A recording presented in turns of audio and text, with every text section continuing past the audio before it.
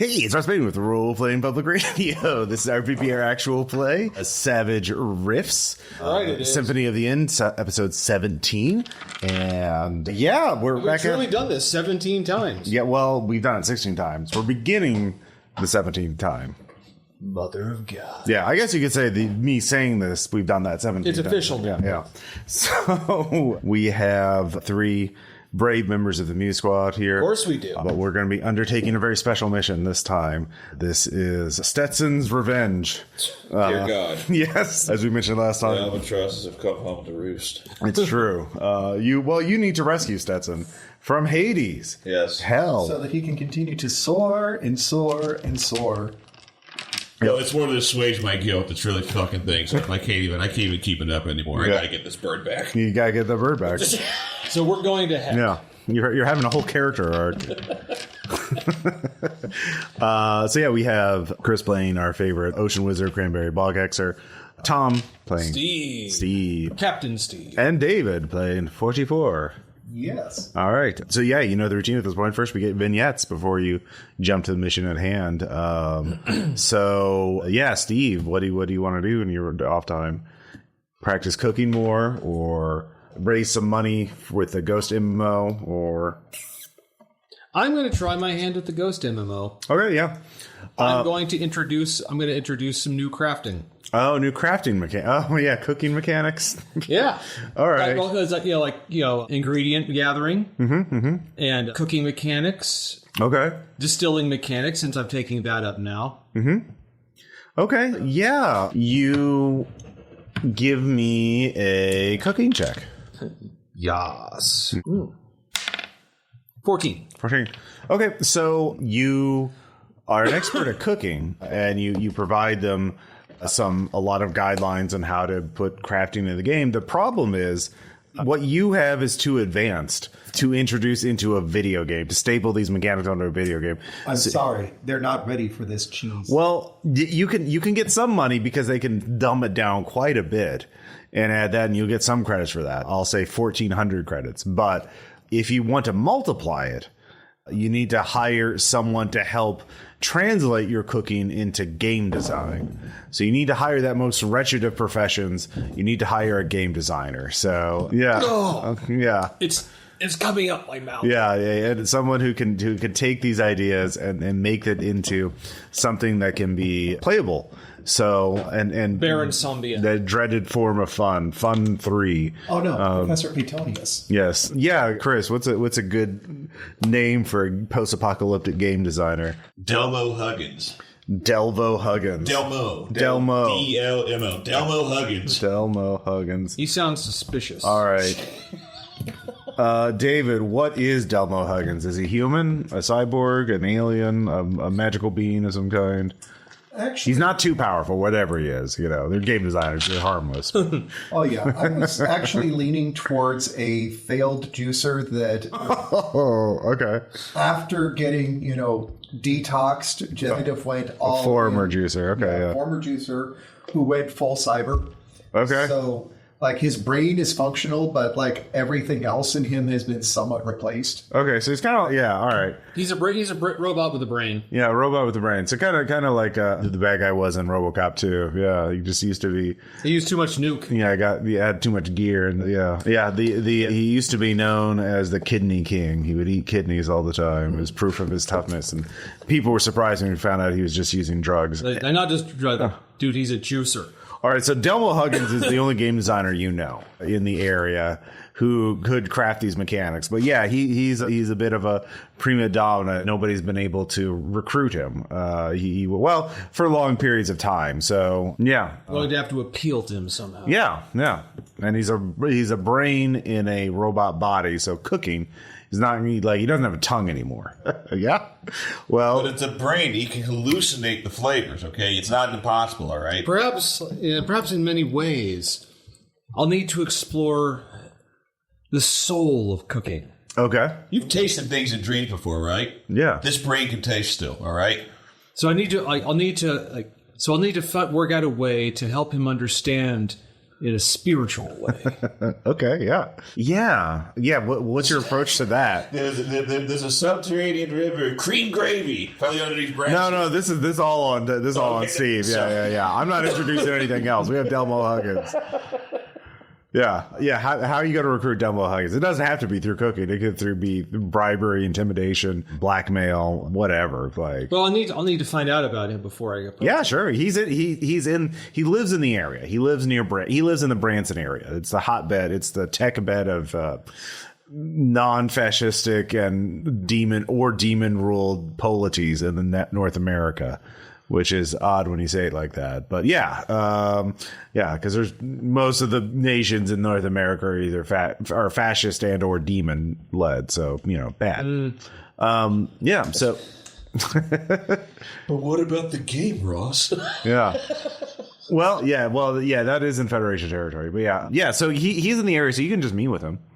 Okay. I'll go meet with him. Yeah. Well, what he wants to know he's like, yeah.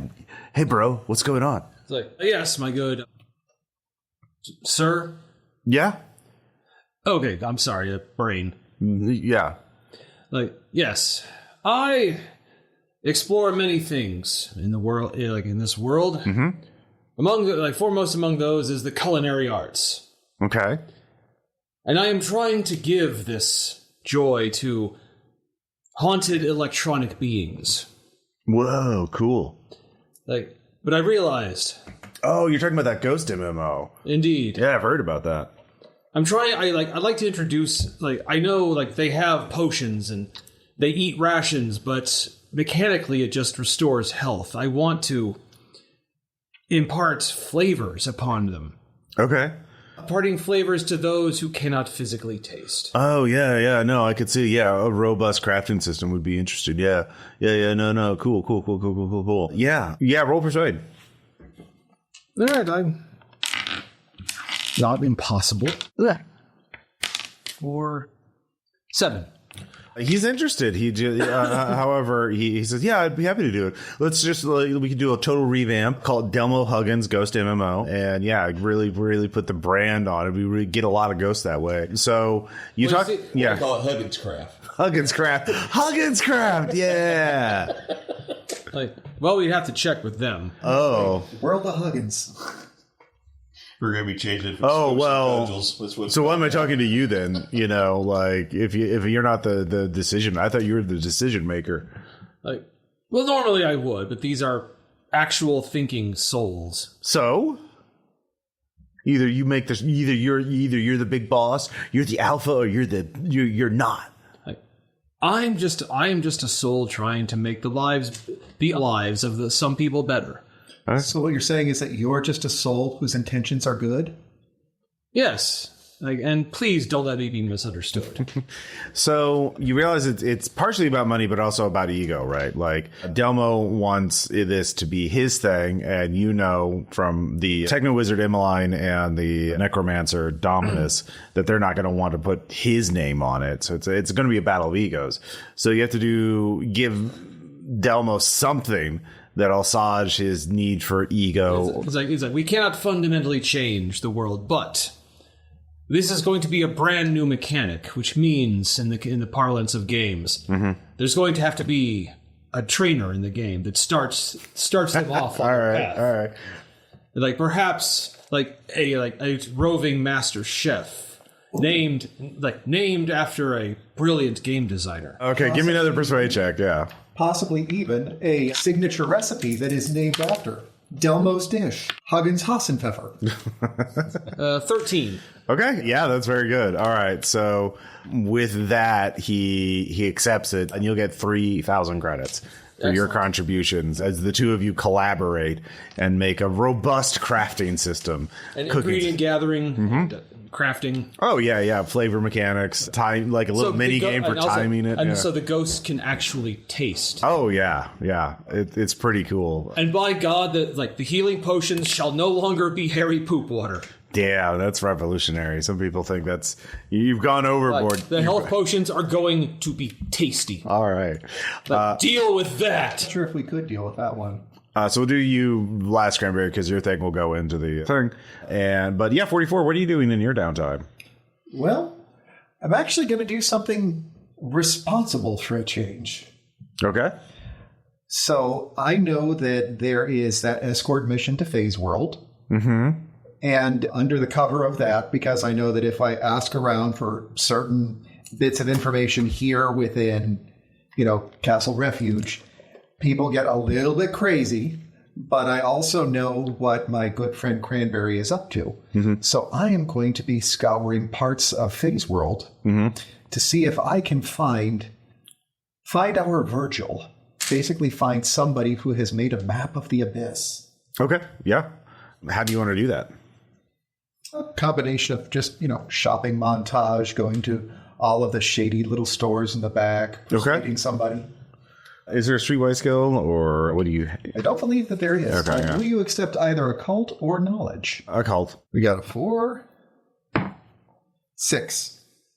Okay, yeah, with a 6, I'll say you basically get a Benny... or at any point in the session, you can call and say a local of Hades. It's not the Abyss, it's Hades, technically, but yeah.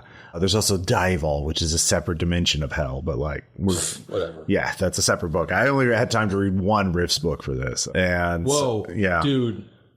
My hat's off to you, sir. Yeah, no, I actually read shit to get in to come up with plot hooks. So yeah, you get one reference.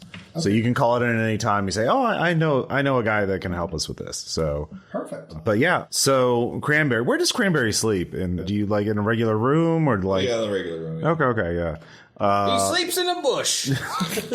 Well, I was gonna say I sleep in a moon pool.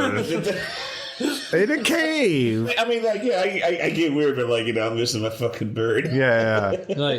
Or do you just sleep as an alligator in the water? Oh, that was last week. Last week. No, this time I am in my bespoke wizard's chamber, whatever the hell it looks like.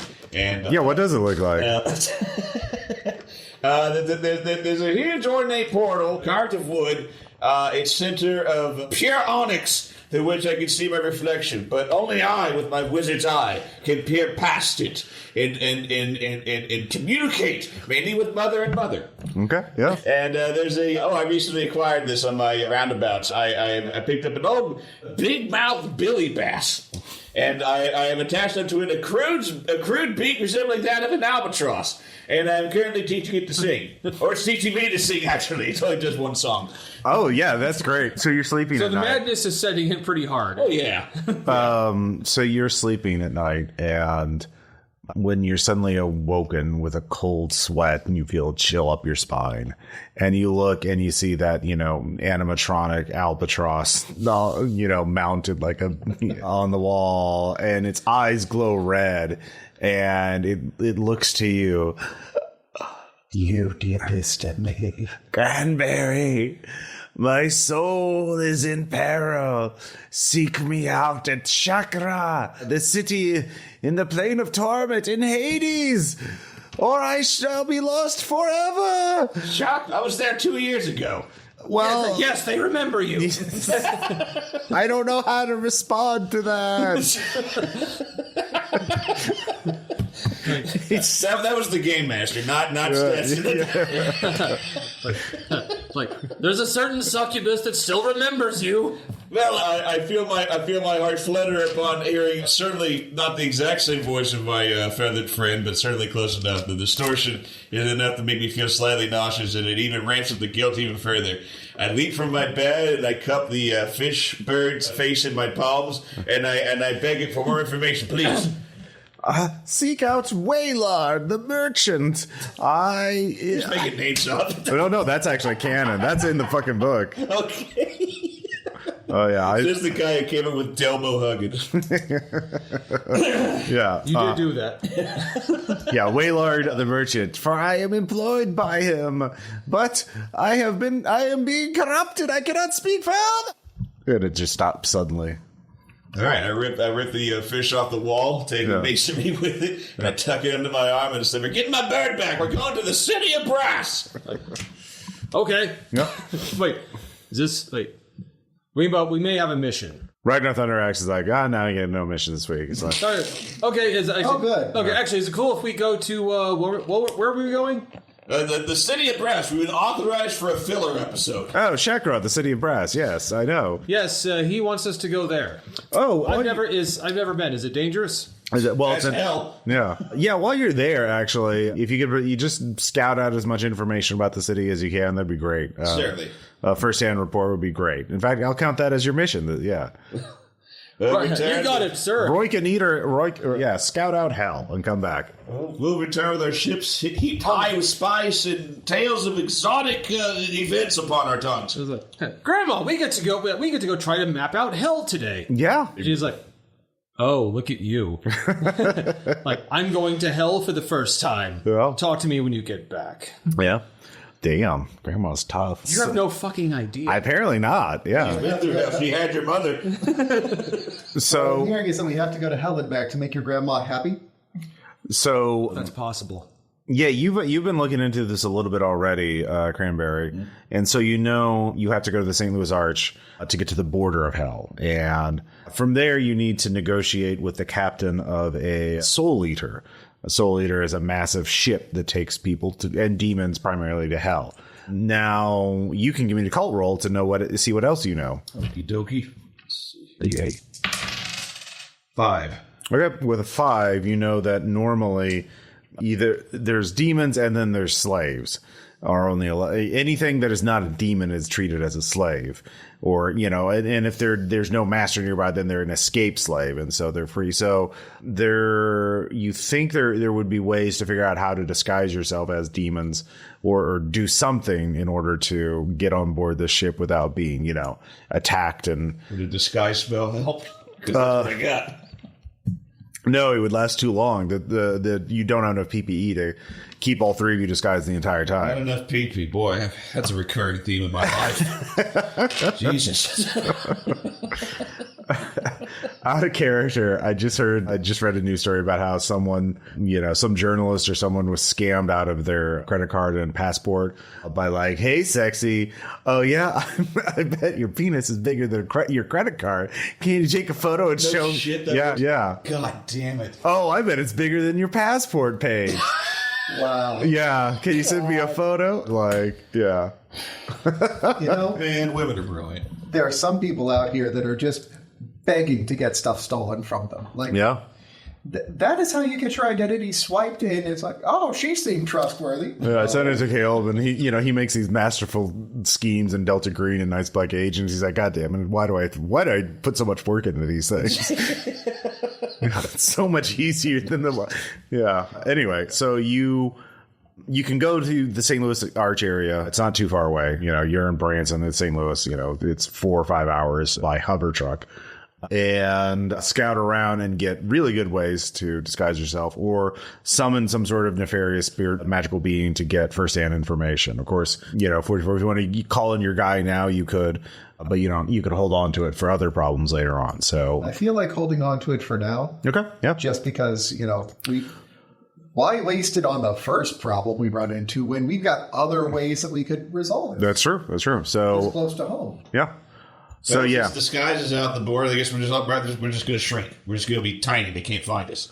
I mean, you go out. Yeah, you can go there and see if that'll work. So yeah, they give you a hover truck, so you can just drive there. Who's driving? I'll drive. Okay. Yeah. Like, actually, elbow out the window. Of course. Okay. Yeah. Stetson has shotgun. Yeah. Yeah. Give me a driving check. Okay. Where days? Oh, 8. This is great. I don't think I've 12. ever taken a fun trip before.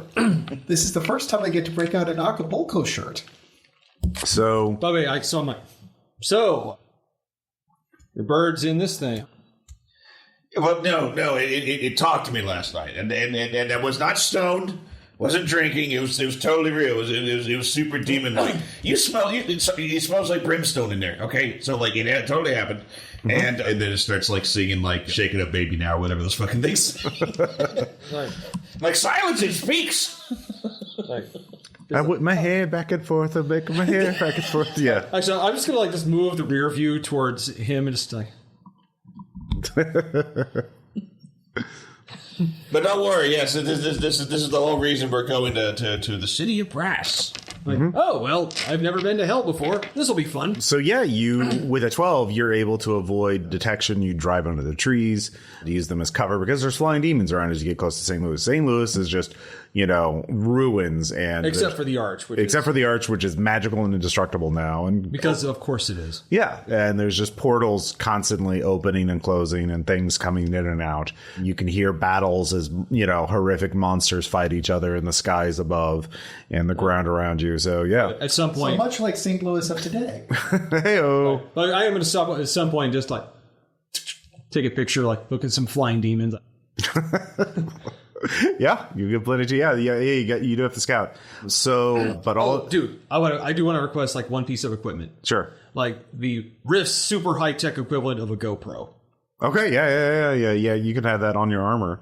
So yeah, in fact, all of you get a GoPro on your armor because you're part of your scouting mission. So yeah, if you all get killed, you can be a found footage movie. I was like, so here we are. Yeah. We're about to try to approach the gateway to hell.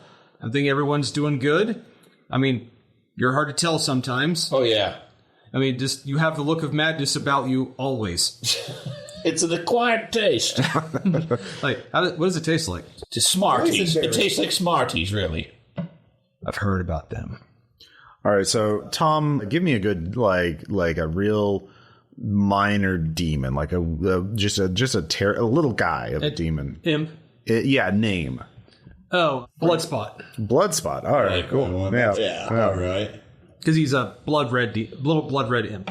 I would have done Pilkington, but I like Bloodspot better.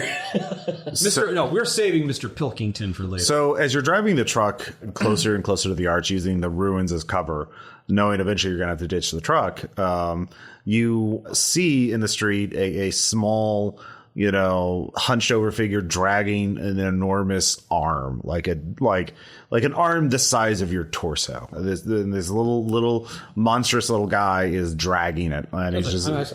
Oh, look at that little guy. Yeah. He's trying so hard. Yeah, and he sees your truck, and he starts waving at you, trying to flag you down. Okay, we have to do this.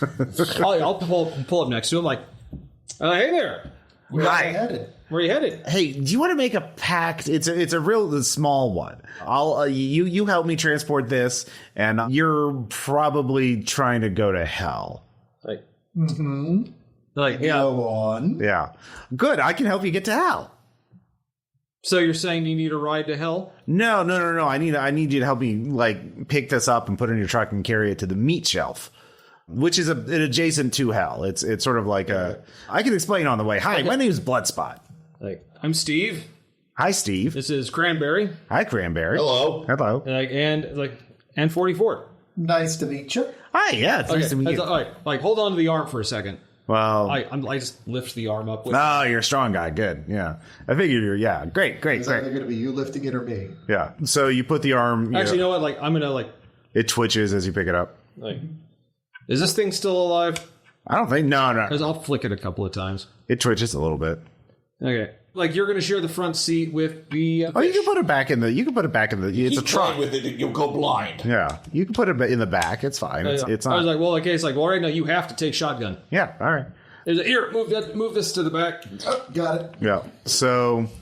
Yeah, so you're holding the arm, which is still bleeding, still twitching, but Bloodspot explains that, his job is to, when demons get banished from a universe or they get killed in a different universe, they come back to hell, but their parts come back separately in pieces. And it's the little demons like him, their job is to collect all those parts and put them in the meat shelf, which is a sort of pocket universe between all realities and hell. So, and he needs, it's just, he wishes he had a nice truck, but, and a forklift or a pallet jack or something, but he just has to drag them. Do you know how to drive one of those? Oh, yeah, I'm certified in everything. They used to make a game for that, Forklift Simulator. There's another one called Truck Simulator. It's one of those weird games where it's like a job is a game. Yeah. Yeah. Oh, and then there was Meat Shelf Simulator. That just came out. So I see people like you all the time trying to sneak in through the gates, and you're always going to hell. It's never anywhere else, because if you wanted to go somewhere else, you'd be taking play line access. Part of me would love to go to heaven, but, This time we got to go to hell. Yeah. I don't care why. But look, you're doing me solid, so I'll give you a solid. I'll take you to the meat shelf, and then there's all kinds of parts there. And the best way to get in is they check. No human wizard has enough PPE to last for a disguise spell, an invisibility spell, a shrinking spell, whatever you have. It's not going to last long enough. This voyage takes like a week. But there is a foolproof way. Or not a foolproof way, but pretty good. You build yourself a disguise out of all the parts. We have an infinite amount, essentially. And they have us collect them, but they don't have us actually do anything with them. So I think they kind of use it as their own spare parts, So, yeah. Or meat. Yeah. There's meat, there's shells, there's bones. What is demon? Guys, Yeah. who had Frankensteining our own demon meat suits off of their bingo card? Because I know I did. Well, of course it's been there since I've been 10. Yeah, you could build a big one that you all fit into, like the 2 guys and the horse kind of thing, but or 3 guys and a giant crab, or you can have your own separate disguises. But yeah, I think we should have our own. What do you think? Our own separate disguises? I don't know. Cranberry, what do you think? I mean, because I could fit one of the bigger ones. I'm already madly sketching out my whatever going to be, and it's going to be wheel shaped, and it's going to be like 4 or 5 hands, and the hands are just going to be going over and over each other, and I'm going to be driving the thing down like that. Oh, that kind of design. Yeah. Yeah, I think that's Bale, from Ars Goetia. If you played Metal Gear Rising, I believe, if you remember the little black orb enemies with the hands they would run around, that's what I'm thinking. Wait, but what is Metal Gear? Boy, I'm sorry. OOC. Out of character. No, sir. But what is Metal Gear? Let me see. I think I know what you're talking about. Let me get it. Wheel demon. Like this guy? There you go. Yeah, exactly. Burr. Yeah. Limbs like that. Yeah, Burr. That's it, not Bale. Burr.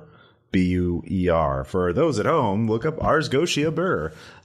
So, not that I just ran a campaign that used a lot of the Ars Goetia last year. Oh, wait, I did. So, anyways, he gives you instructions on how to drive. You just drive through the bottom part of the arch at the corner, and he invokes a little thing, and Bloodspot takes you to the meat shelf, which is imagine a mausoleum that stretches up so high that you cannot see the top of it. It's just kind of this pallid yellow light filtering through from some unknown source.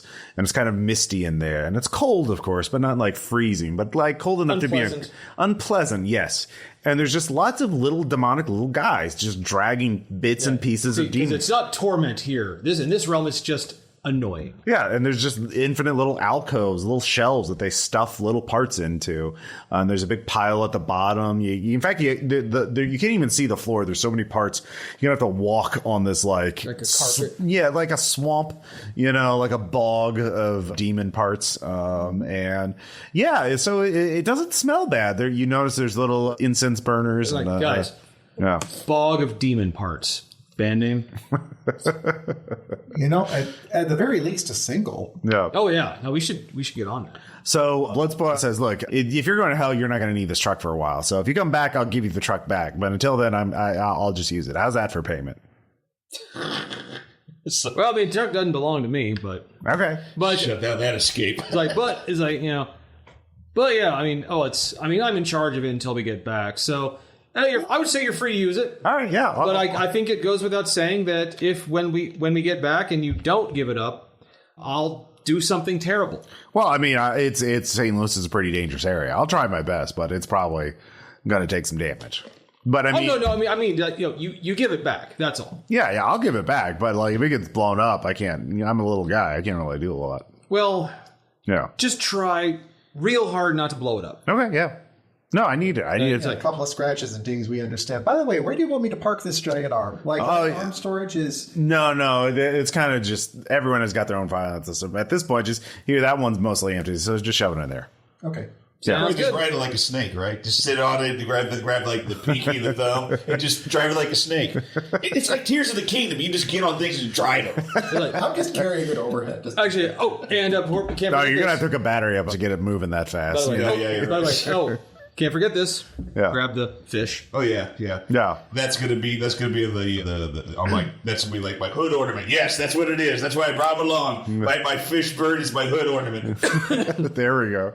All right, so yeah, you have to disguise yourself with demon parts. So everybody gets unless you all want to be like Voltron it up and be in a I'm thinking like let's do our own so we can still kind of be versatile. Porque no la dos. So we go with our own until, if it turns into a fight, we can form up into a demonic flesh Voltron together. It's going to be really hard to do. You don't really have any magical things to like fuse things together. I mean, we could make a transformation sequence. I'll just shoot them. Yeah, it's one or the other. You can't Voltron mid fight. Like, yeah, none of you have those kind of abilities. Like you're sewing and stapling and like taping things together. Opportunity missed. Yeah. Hey, your next birthday. So yeah, who knows what they want their demon disguise to look like? Like there's an infinite variety of monstrous forms and I'm actually kind of thinking like you could just pick a shell of like some crab thing, or you could. I'm going to go for kind of like the large red warrior demon pit fiend looking thing. Okay, yeah. All right, yeah. So like just like the hide and just put it on like a suit. Mm-hmm. Okay, yeah. What do you want to do to craft that? What skill are you using? I have survival. Yeah, that works. Yeah. I will go crafty with it. Mm-hmm. That's an 8. All right. So 44. So I'm going to make a massive demonic cage of bones. Uh-huh. So I want you to think just a skeletal like demon thing that is just moving around, but I'm trapped inside of it. So I'm going to basically be disguising myself as myself inside a demonic cage and then ratatouille puppeting it from inside the chest. So you're in the cage. Are your legs disguised under the skeleton legs to walk around in it, or are you like and then like you have fake legs to show you like you're sitting in it, or like how do you move? Like what's the ambulation? What's the ambulatory move?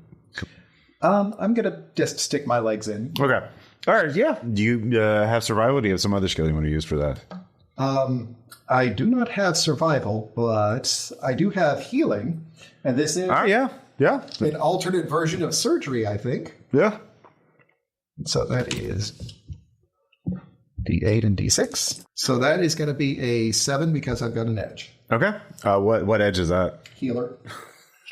All right, sure. I believe you have it, just that it would come into play. Yeah. No, why not? Yeah, you have the skeletal cage thing going on. And Cranberry, what's your disguise look like? You going for the wheel? Yeah. Sorry, the wheel. Yeah, what do you want to use for that? It's all hands. Yeah. Yeah. Well, no, what skill do you want to use to make it? Do you have survival? Occult. Occult? Yeah. You chant and fuse and... Good, Benny. Yep. Sorry. No, it's fine. How's a 5 looking? 5 is perfect. So yeah, it takes you a little more effort, but you manage to fuse those together, and yeah, you're kind of in a wheel. And so, is it like you're in? You have to spin around to do it. I'm in the center of this thing. So you're constantly spinning around. Yeah. Well, no. It's the hands. The hands are very strong. They grasp. Okay. So like movement is deliberate, but it's in a wheel spinning. Okay. So like if I wanted to go up the wall, yeah. If you'll let me, Game Master. Yeah, that's fine. Yeah, you each get one ability. So yours could be armor because you have the cage around you. You could have the climb up walls. You could be fireproof. I like that. Yeah. All right. So yeah, the three of you properly disguised. Flames. Side of your face. Bloodspot directs you to a massive set of doors that'll lead you to the river of damnation that is the border of Hades. And so you walk there and you're on the river bank. You realize you're stepping on souls that have been turned into rock and ash or sand. You're just stepping on all these faces that are like the torment is palpable.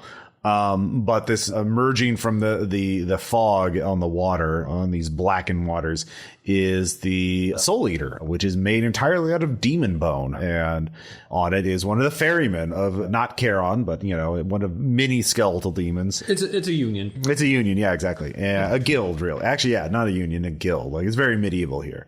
And he does not say a word. He just lets down this rampart made again up of broken souls, that have been turned into a ramp. I like to think one just Ow. Watch it, please. Oh, yeah, right there on my spine. Oh, no, not there. Ah, God damn it. Yeah. And there are other demons on there, and including a pit fiend, a powerful demon, similar to what the one your disguise is. And the demon. Well, now one of you is going to have to go home and change. Yeah. Well, that's the thing. The pit fiend goes to you, and he is taller and bigger than you. You know, taller and wider. And he has wings, and you don't. So he kind of sniffs at you and starts speaking in a demonic tongue. So you can roll occult. No, I can't. Okay. Yeah. Well, then you don't understand what he is saying. Could I? You can roll. Translate. Yeah, you can roll. A 4. All right. He asked Steve's name, and so how do you respond? I speak for Steve. That's how the Pete Fiend. What is your demon name? We can't with these in the chat. Yeah, sure. All right, what's your awesome demon name? Snorgax the Undying? Blood Reaver. Blood Reaver. All right. Blood Reaver. Okay. I'm feeling blood today. Yeah, Blood Reaver. Yeah. 10 bits of sick. I've never heard of Blood Reaver. What is he? What is his most mighty accomplishment? Let's see here. You tell me, and then I'll translate for him. All right. So, what is your mightiest accomplishment? I tell you, what's your biggest brag here? Making Grandma happy? Actually, I'm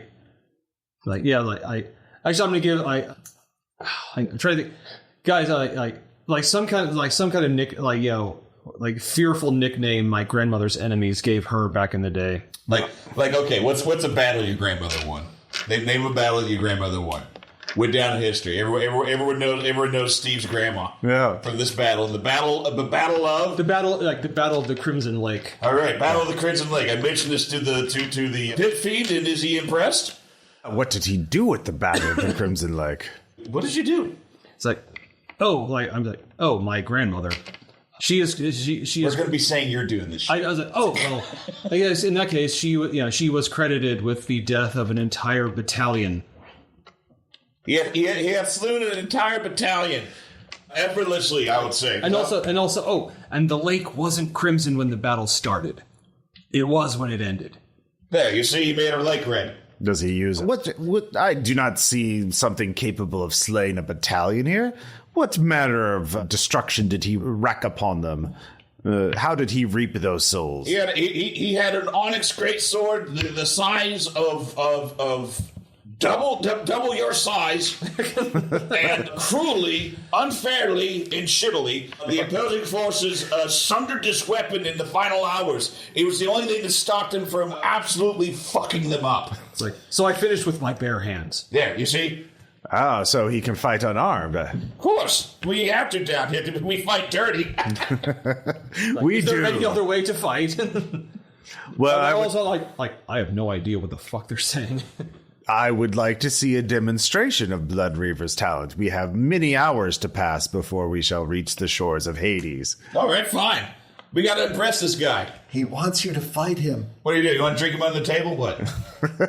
No, I shall conjure up some damn souls and you could tear them apart. I shall even dress them in armor to make it more sporting like the warriors he tore apart at Crimson Lake. All right, fine. Yeah. What am I doing? Oh, we're going to get some XP. Come on. Oh, sweet. Let's do this. So the pit fiend goes to the ferryman and talks to him, and then the ferryman hands him a large net, a fishing net. Hey, I like this. And the pit fiend picks it up, it flies out a short ways from the boat, easily keeping pace with it, drops the net, and then pulls it up, and it is just filled to the brim with damn souls. All of these writhing humanoids. From the multiverse, right? Yeah, from the multiverse. And he, with one hand, holds it up, and through the other, he flies over the ship and starts picking hearty souls out, and just orcs and big warrior types, and just plucking them until there's a dozen or so on the shore. And they're all kind of flopping around like. Are they still in the bag? No, he's dropping them onto the deck of the ship, but he's holding the bag of souls or the fishing net of souls above the ship. Are the demon skin gloves I'm wearing? Do they have claws or anything? Yeah, sure. I mean, if you want them to, yeah. Excellent. So Yeah. So yeah, he's just dropping them down. Yeah. So yeah. Can I stem the tide of these demons appearing by shrieking the net he's holding? I think he's probably... It plops back down to the ocean or whatever, wherever we are. He's probably going to notice that. Yeah, he would definitely notice that. Yeah, but like he's going to appreciate that I'm taking advantage of it. He's not watching it. Okay. He should be fucking. Give me a spell check. Like, spellcasting. we make the spellcasting, best yeah. demons, don't we? Yeah. 4. All right, he will get a chance to oppose it because he's holding the net, and he doesn't want that to happen. So, and he gets a 9. So. Yeah. That's demons. Okay, so the pit, you attempt to cast, and he says, Like, I'm going to give him... "You ought to try harder. I'm a mighty pitch fiend." I didn't have my coffee. Don't. My coffee of souls. So he plops down, around a dozen. Soldiers, like soldiers. Yeah, soldiers, yeah. And they're just flopping around like, fish out of water on the deck. Then he empties out the net and drops the empty net back to the ferryman.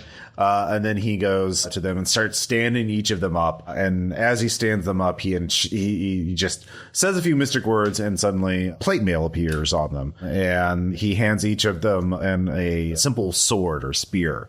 And they're all kind of looking around, and then he speaks to all. He whispers something to each one. All of you can give me an awareness check, or notice, or whatever the fuck it is. Mm-hmm. The thing that lets you perceive things, that thing.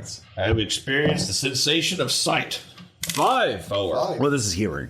So he is whispering something. You speak the demon language. You can make an occult check to see if you understand well enough. I understand. Okay, yeah. If you got a, yeah. I got a tattoo for it. He said, "If you kill that one, I'll set your soul free." So he's being a bastard too. It's not just like, "Oh yeah, go ahead. Let's see how strong you are." He's being a dick about it. What? A demon being a dick about it? Yeah, basically. Frankly, I am stunned. So he's arming them and giving them armor and giving them reason to kill Steve. So, and you two know this, and you can tell Steve if you want to do something about it, but it'll take him a few minutes to do all this. So are you just standing there? He's psyching him up. It's not like dirty play. I mean, like, I'm going to psych us up too. Okay, yeah. So what are you doing while he's getting them ready? I'm just going to surreptitiously have to slide cheat. over to Steve. Yeah. And I'm going to assume my sword. Yeah, if you want a big sword. Like, can you make it onyx? It's this sword. yeah. It's always this sword. Do you want a scimitar or not? All right. Say thank you, 44, and take the blade. Like, well, I could still die, but thank you. Thank you very much. Was that so hard? All right. It's like, I love you. You know I love you. Yeah, so while they're doing that, are you doing anything? How many more swords can you pull out? Just the one. I have javelins. Would you like javelins? I'm not sure if I'm going to have the dexterity to make all my hands throw shit. Oh, you could try, yeah. I could. Are there weapons just laying around like these body parts? Are the hands still clutching? Their weapons from moments before they were just. I mean, I already gave you one thing from each demon. Rats. Yeah. If you spend a penny, I could say, yeah, there was. You could have a story benefit that way. How many swords would we have for a penny? Yeah. No, how many swords? I mean, how many do you want? Like, yeah. Well, I imagine I got 5 arms, so I want a sword in each arm. Yeah. Swell! All right, yeah. You're a fucking, living demonic ninja star, basically. I'm just You're the most mall ninja of demons now. Channeling Dark Souls, man. Yeah. So we're in Berserk right now. Yeah, actually. Yeah. Man, that's actually very evocative. Yeah. No, Good work, Thomas. Yeah. I do what I can. So, yeah, he gets them ready and he sets them on you. These damn souls. And I'm just like, time to make Grandma proud. Yeah, roll fighting. Luckily, I'm good at that. Yeah. What is the total number of targets we have? I'm going to treat them as one mass, I guess. Just a mob. Oh, okay. 25. Okay. And what are you doing? They're attacking all 3 of you simultaneously because, they're kind of confused and angry. I'm just going to try to drive my wheel thing with swords through this crowd. Yeah. I just that's it. I'm not trying to make any sort of precision check. I'm just driving this thing. Yeah. You can just carve through them fighting. But use sword in man. I think fighting is a skill. There it is. Yeah. Okay, so it's base. So I'm going to use base. That's it. Agility. Okay. Well, that's a D8 anyways. Okay. All right. And 44. Are you throwing javelin? All right. Yeah. Roll. I think it's athletics. That we. Yeah. Athletics? Yeah. Because you're throwing. Oh, that's a 6. That makes 10 plus the edge makes 12. Okay. Let's see here. They will get a D8 on each of you because they are a lot of them. This is happening simultaneously. So that's against Cranberry, That's a miss. What's your parry value? My parry value is 7. Okay, yeah. You're fine. What's your parry value, actually? 2. Okay, so they actually will hit you Oh, damn. while you're hitting them. And then 7, what's your parry value? Mine is a 5. All right, so they hit you two. So they will... There's a lot of them, so this will be on you, Cranberry. And 1, so your toughness is better than 1. So, Hooray. yeah, so they are feebly striking at you. And 10 explodes. 13, probably not enough. Yeah. No. Yeah. So, yeah, they're still damn souls. They're still pretty pathetic. So the 3 of you easily cut down the mob of them, and the Pit Fiend seems satisfied for now. He just kind of like is like, okay, well, I did enough. Yeah. And just kind of watches without saying anything. Are the souls still just like on the deck of the boat? Oh, they just dissipate. They just turn into blackened water and drip off the deck back into the ocean. And their armor and weapons just magically dissipate. They were just temporary constructs. So the demons here can just do a lot of weird stuff, it turns out. But yeah, so yeah, the Pit Fiend seems placated for now, and you continue on your way. So, in fact, the Pit Fiend goes below decks to his cabin. To sulk. Yeah, basically. But yeah, you all get so what do you want to do the rest of the time on this trip that seems to take hours or days? It's kind of hard to measure time out here where there's no sunrise or sunset. Well, yeah, it's like, we're filming everything we can. Sure. Kind of enjoy the scenery. I mean, We are in hell. And Did you say we're going to be enslaved? No, you're in disguise now. Oh, okay, fine. If they realize you're mortals, they'll try to enslave you. Oh, okay. Yeah. So, you can give me an occult check, though, to know about the rules of hell. 4. So Shakra, the city of brass, is the one trading city of Hades where people from other universes go to buy and sell goods. So mortals there aren't automatically enslaved. So you can throw off your disguises there if you so choose. It's still Hades, so it's still dangerous as hell, but probably just stash them so we can get them again if we need them. yeah. But you use them as long as we can before we have to burn them. Yep. So yeah, you do know that the Splugorth has a presence there. There's a lot of other merchants there. Amazon has an office here. Oh yeah. Sorry, it's called Distributy. Oh yeah, it's a grim dark feature. So, but yeah, the Pit Fiend has other business. He's not really going to mess with you anymore. You passed the test. So yeah, you can unless you want to do something while you're on this ship. You just we're just doing the mission, just documenting as much as we can. Okay. Yep. So. You land on the shore, the plain of torment, which is more of a desert of torment. Really more of a plateau. Yeah. More of a mesa. We got to get the geography term, the geographic term. It's an archipelago of pain. No, that's on the other continent. So, but yeah, it's a big desert, and there is a road leading to Shakra. The Pit Fiend flies off in another direction. He doesn't give a fuck about you. He's got his business. But pretty soon, and the ferryman doesn't say anything either. Then he is skeleton. Yeah. So that's not surprising. Yeah. But you pretty soon on the road, you come to an extremely wide river of lava. And the bridge has been destroyed. So your first challenge is, how do you get across? Fireproof. I have flight. You do have flight. And I'm fireproof. Yeah. Well, it's very deep lava, so then you'd probably suffocate. You may be fireproof, but you still need to breathe. So You said the bridge is out? yeah, the bridge is out. Oh, check this out. I'm gonna get my little hand vehicle thing. One hand's gonna grab the one end of the bridge, and the other's gonna grab the other middle. I'm gonna be hanging in the middle, and I'm super strong, and my fellas can walk over me, and we're across that bridge. Give me a vigor check then, Vigor or strength. Forgot if vigor or strength are the same thing. Jesus, I'm actually God, I'm kind of thinking it would be cool to wade through lava. Oh, it's deeper than that. You wouldn't be wading. Yeah, I know. You'd be swimming. No. Yeah, you're not strong enough to do that. Yeah. Yeah. It's okay. Good plan. But I've got a backup. So I'm just going to put my hands up. All right, who wants to go first? All right, yeah. 1, 2, whoop, and just fling him across. All right, athletics for you. I'll just fly. Yeah, cast flight. That's an 8. Okay. Now you give me athletics. To land. Yeah. 6. 11. Okay. Yeah, he lands. Superhero landing. Cranberry, go and cast that spell. 3. You can cast again. It just every time costs you a PPE. Okay, so that's going to put me about 3. Cranberry. Yeah. Well, I mean, like, is this like an automatic win if I go with him? I mean, no, you have to make 2. He'll have to make a skill check, and you'll have to make a skill check. Oh, there we go. Yeah. Guys. All right, yeah. Yep. It's just how much PPE do you lose, but yeah. So is that your way of going, their universe, it's done? Yeah. So yeah, now you're the only one on the other side. All right, so I'm going to get a good running start. Okay. And jump. All right, athletics -4. So that's a 6.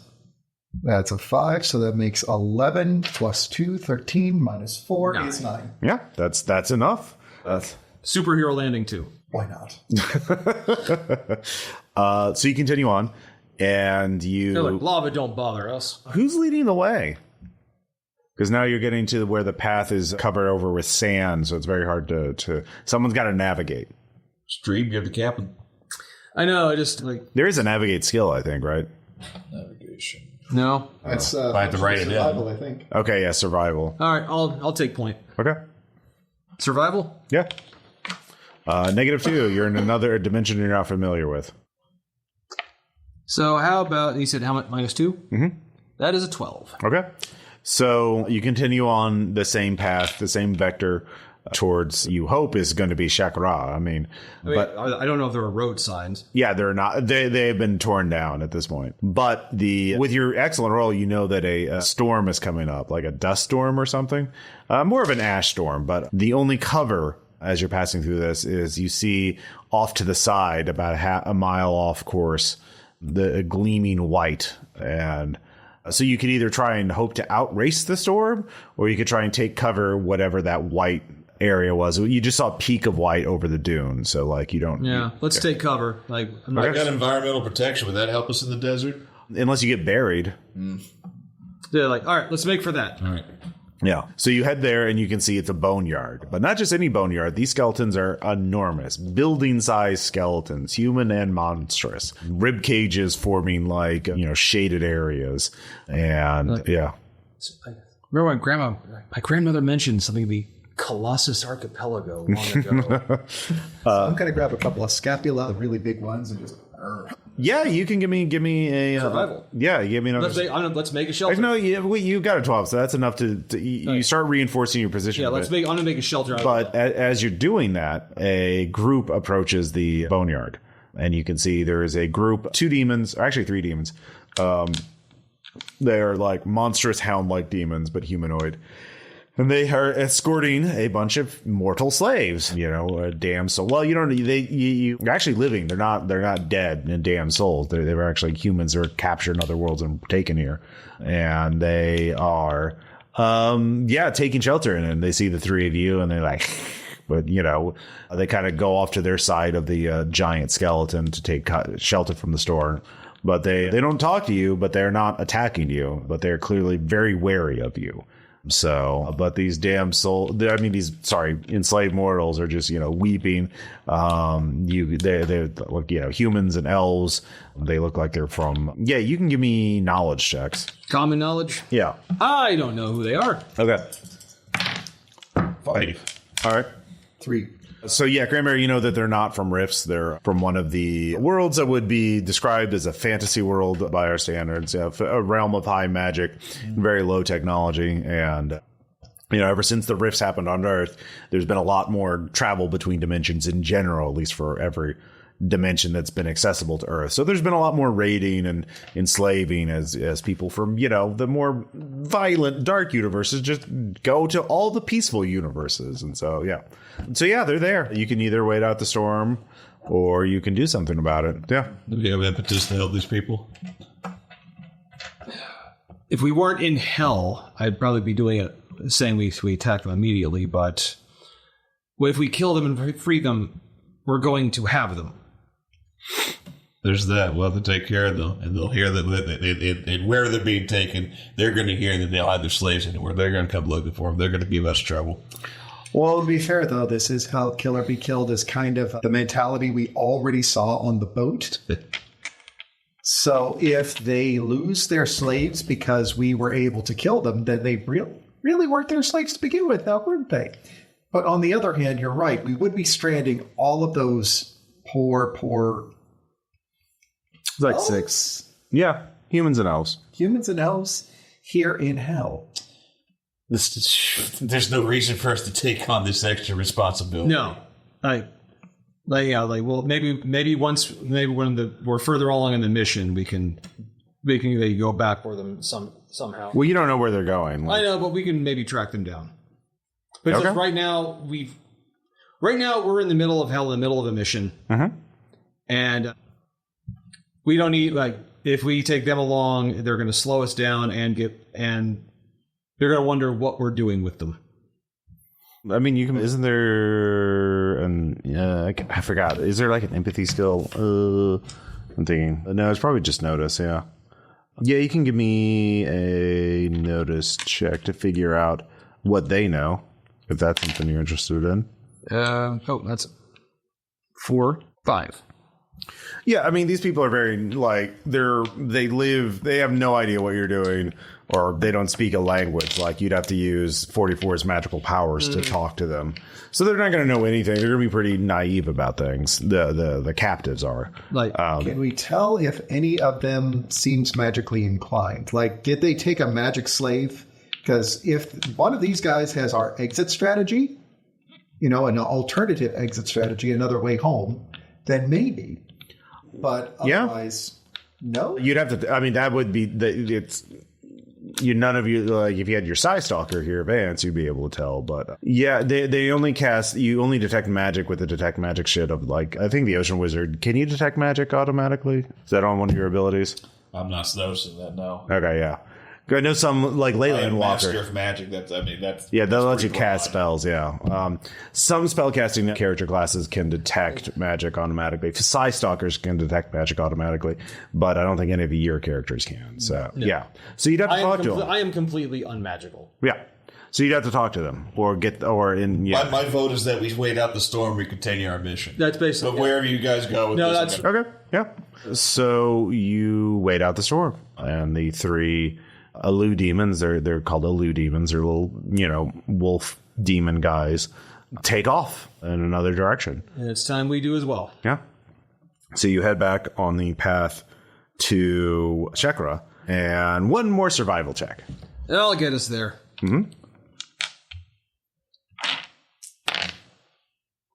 8. 13. Was it a minus? No, this is the storm is in it. It's actually pretty clear, flat. It's hot as hell, but luckily I don't sweat. Yeah, but it is extremely hot, extremely dry, extremely calm. That's when you sense the ground shaking. Oh, fucking Maudine. There are giant worms in hell. I am assuming there were. Yeah. So yeah, you realize you're out in the middle. There's no cover. There's nothing to jump on. I've seen Tremors. Yeah. Now you can fly, so I can't remember. Can you cast on other people too? I think you can. Yeah. I think in a previous session we let me. Yeah, but we can actually follow the rules. No. You definitely can, because I remember now. Fucking Dan did in the first session with his mystics. Fly. Here it is. Fly. Let's blah blah blah. So it's 3 points per modifiers, 2 per additional recipient.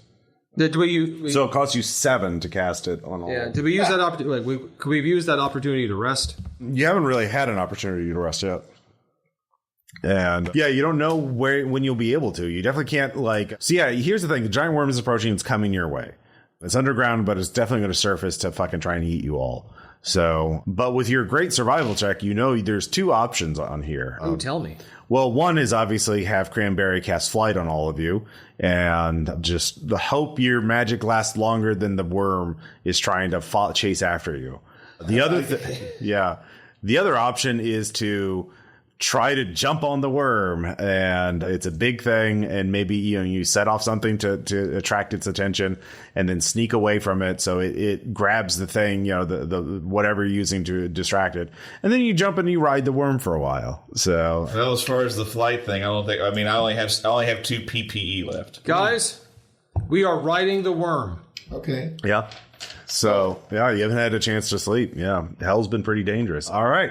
So what are you setting off as a distraction? Because basically you can sense motion, right? So you need to, be very quiet or very stealthy You have to have something make a lot of noise or a lot of vibrations. Gun, don't you? I know. I'm thinking like I could just like. All right, yeah. Make a shooting check. Or I could do something. What would you like to do? You know what would make a hell of a lot of noise all at once? This tattoo on the small of my back. This Hydra that I've been carrying since the very beginning and never used once. Okay. Cool. Let him do it. Yeah. Okay. Well, okay. Do I see the look of joy on 44's face? I don't know. I'm gonna let him. Then if I do, I'm gonna let him do what he wants. Yeah. Hey, look how happy. Look how happy 44 is now. All right, yeah. Give me a spellcasting check to activate the Hydra properly. Hail Hydra. Hail Hydra, yeah. Oh, we got a 6. I don't know what the 8 advance is going to give us, but that Hydra's active. All right, it is active. It is stomping around, making so much noise. You told it to attack the sand, so it's just lashing out at the sand, striking me. I want you to attack the darkness. Yeah, that's the attack the darkness shit here. Yeah, but it's making a lot of noise, a lot of vibrations, and so all of you manage to sneak away, and you can see it's you're off to the side, and you can see it going. It's going to eat the Hydra, so you all have a chance to jump on. So, Steve, yeah, give me that athletics check. Like, ooh, like it's like I've been training for this. I didn't even know it. Oh my God, that's a 10. How about a 19? Okay, yeah, you're really good. So you can I got manic smile. you can definitely help one other person who fails a roll. David, how's your athletics? Mine's good. Okay. So that's a 7 for me. I got a 6. All right, so you're ready to work, and it is a long journey, but it stops near the. Like, okay, like at that point, a single tear comes out, turns into a bald eagle, and flies off. Yeah. This is amazing. So all of you can see it. The worm starts to. You all have to jump clear, which you don't have to roll for, but near the borders of the city of Shakara, which you can see in the distance. There's a massive stone pyramid in the middle of it.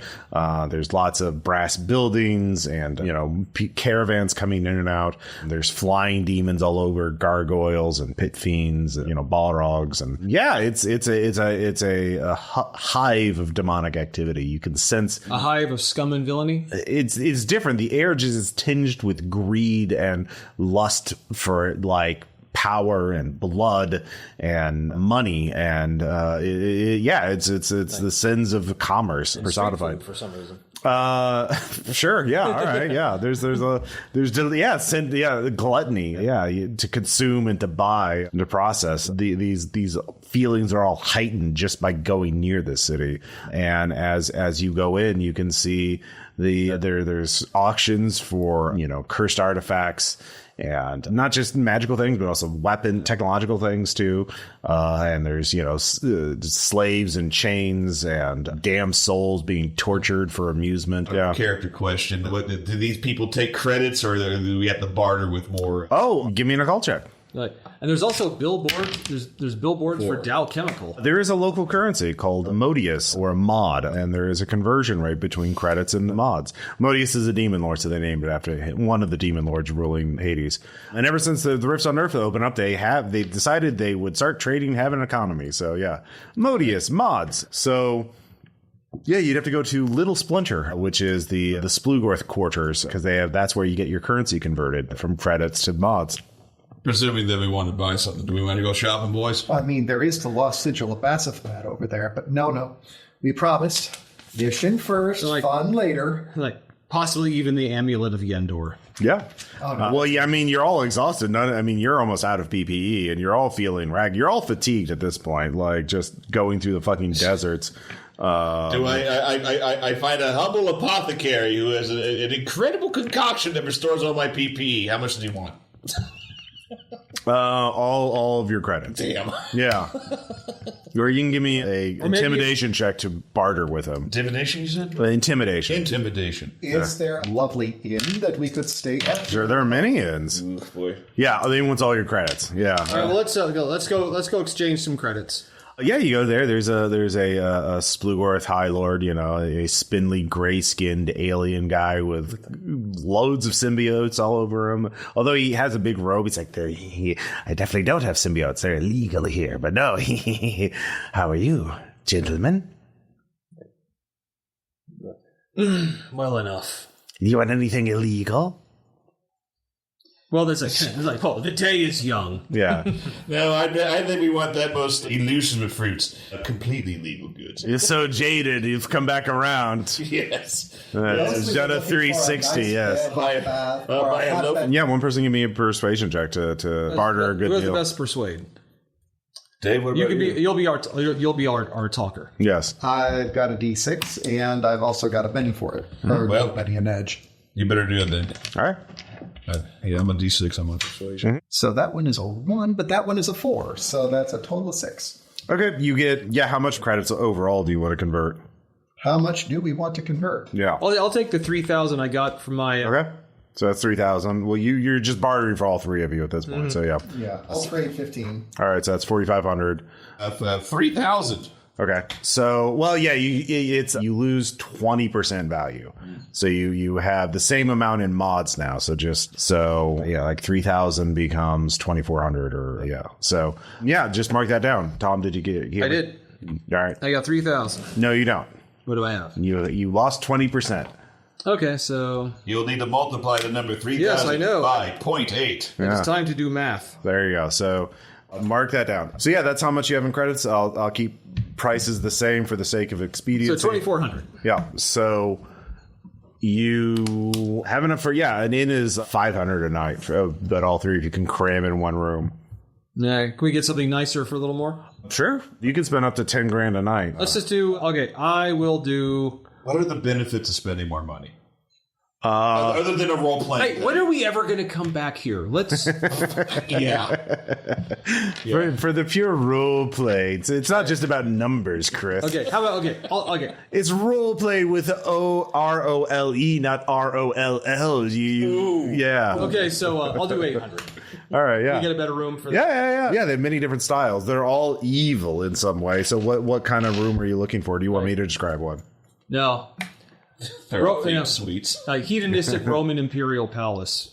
You could be like a knight for 800. It's like not a palace, but like Well, a I mean, knight, it's like a Roman. hedonistic Yeah. You get a nice orgy pit with some couches and shit. Get a eunuch?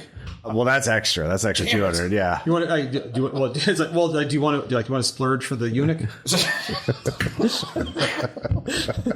When am I going to be back here again? Is that the word you said? Wait, when are we going to be back here? Yeah.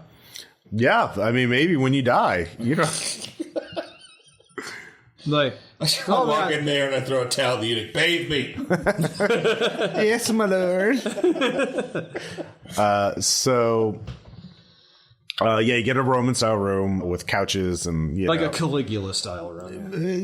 Caligula light. If you want the full Caligula, that's like 5,000. Not counting. I'm the not horses. made of money. Yeah. The full Caligula. Yeah, the full Caligula. No, okay, right. No, that has to be one of the options in the. Oh yeah, that's that's the 10 grand room. Yeah, that's the high. Can we just have and Caligula's like the one that owns it? Oh, his soul's super dead. He's super dead. There's different levels. Oh yeah, there's so many levels of dead. Sometimes they're just mostly dead. Mm-hmm. So, but yeah, you get the room. You have enough for all three of you to stretch out. You're not crammed in a tiny room for 800, and you're able to sleep, restore all your PPE and your fatigue. That's good. Yeah. Sweat back in and out bound. How do you determine your max PPE? Mine is I count my number of tattoos and then add a number, but the way you figure it is probably a little bit different. Yeah, you'd have to look in the book. So just Google Ocean Wizard PPE. Oh no, it's in the Atlantis book, I believe. So yeah, look in the Atlantis book. You're a wizard of oceans. Iconic. I assume it's 5, but it could be more. Hindrance and nudges. Weird looking things up. Yeah, I don't. God, where is it? There it is. 25. All right. Ocean Wizard. Let's see here. 10 PPE. Flat 10, okay. Yeah. Unless you've got an edge that gives you more. Mm-hmm. So next time you get an advancement, you could get more. So Like, to be fair, mine is currently at 18, but that's because, you took edges. well, mine is based on the number of tats I've got. Yeah, you start with 2. I think you can get more based on certain things. Yeah, here are your other abilities, so you can look at those again. So anyway, And yeah. then you find out you actually do have detect magic. Yeah, no, I don't think he does. I know that would be ironic. It would be ironic, but but you're now in Chakra. You need to find Waylard the merchant in order to find Stetson. Is what the fish told you. Of course, you could try to talk to the fish again and get more information. Don, you should talk to the fish. Yeah. All right. I start shaking it like one of those magic 8 balls. All right. You can roll a cult to try and basically channel it. An 8. So on and so forth. Okay. How about 19? Yeah, that's very fucking good. So you sense a dark and evil presence trying to prevent you from communicating with Stetson. And you realize that this presence is something linked to Stetson right now. Like there is some powerful force, but you can either learn more about it or you could try and force a message out to Stetson. So you can either study it or break through it. What do you want to do? I want to break through it. Okay, yeah, you break through it. He's like, Going through to the other side. Yeah. Cranberry? Yes, Stetson. I thought you were dead. No, I'm quite alive and I'm here for you. Oh, I had no idea. I've been kind of feeling weird lately. Yes, so cruelly tossed aside by your master, whom you never thought would betray you. Yes. Oh, yeah. No. Yeah. Now I remember that. Yeah, you were. Yeah, I was a dick. you were. Now I'm here to dick it. I don't know if you can do that now. What? Are you going to sulk? Are you going to sulk? Well, it's more complicated than that. Explain to Daddy. I have a job now. Oh, I'm proud of you. What do you do? I'm an enforcer. Oh, my God. In fact, Cop? no, for a debt collector. He's a criminal. For Waylard, you can actually meet me. I'm trying to track down a deadbeat. Are you close? Are you in the city? Let me see here. Can I roll something to detect if this guy's bullshitting me? Yeah, notice. Oh, it's okay. Right, no. Isn't there an intuition skill? Intimidation. No, there's no intuition. Let me see the skill list. I thought there was a separate skill for like detecting people's bullshit. Let's see here.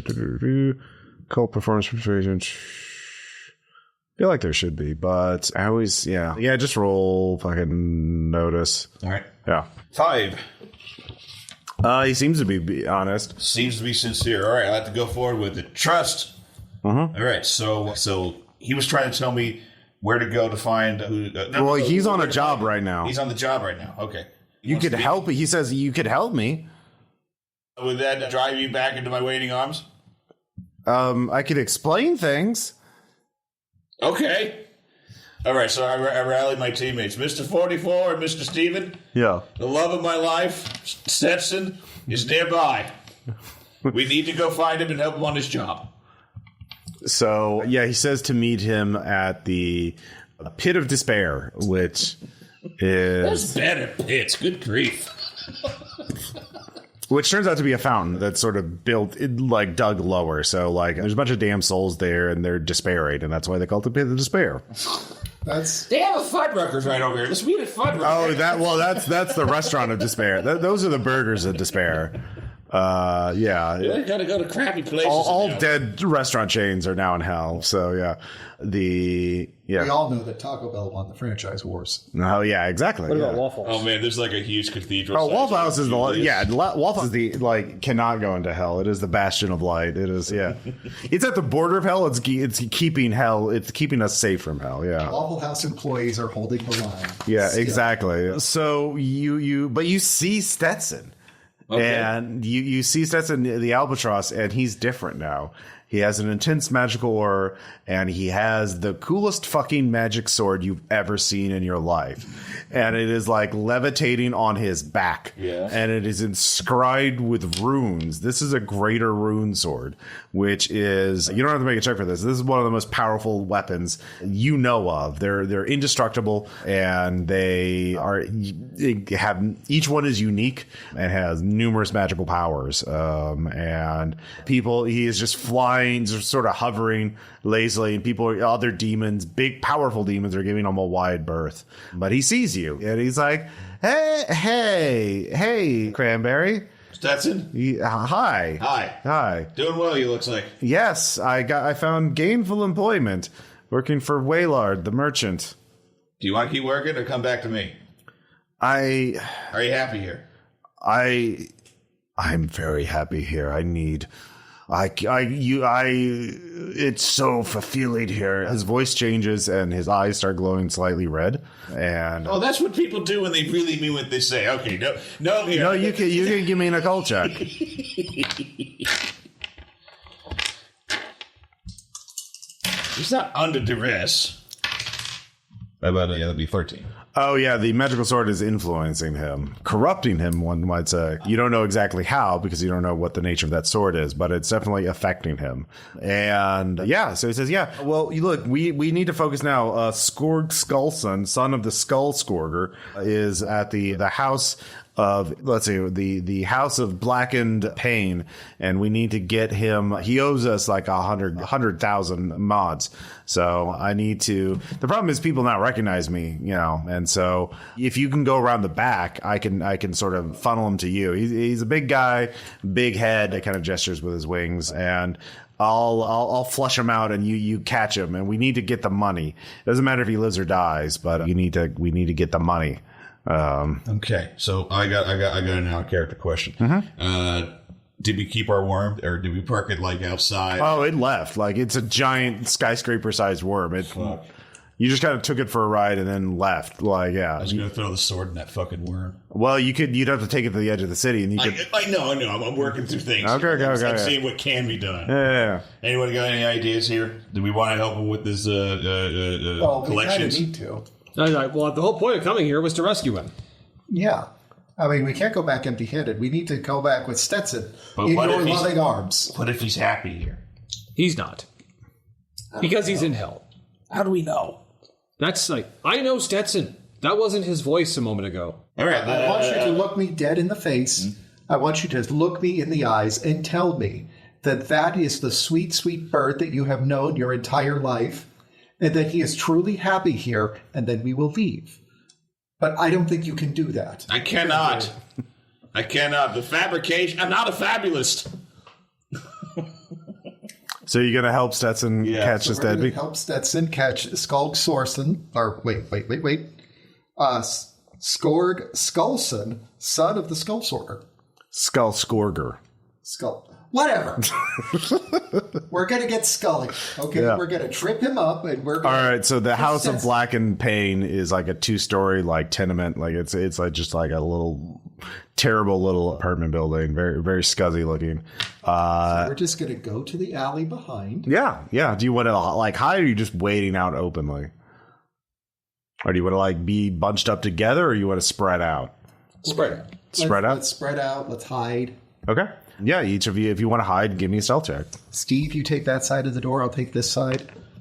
Nice. All right. 4. Oh, by the way, you don't have to be in your demon disguises in the city. Okay. Oh, good. 7. Yeah. I've got a 10. You can be. Oh, yeah. I want my 5 hands with swords. Yeah.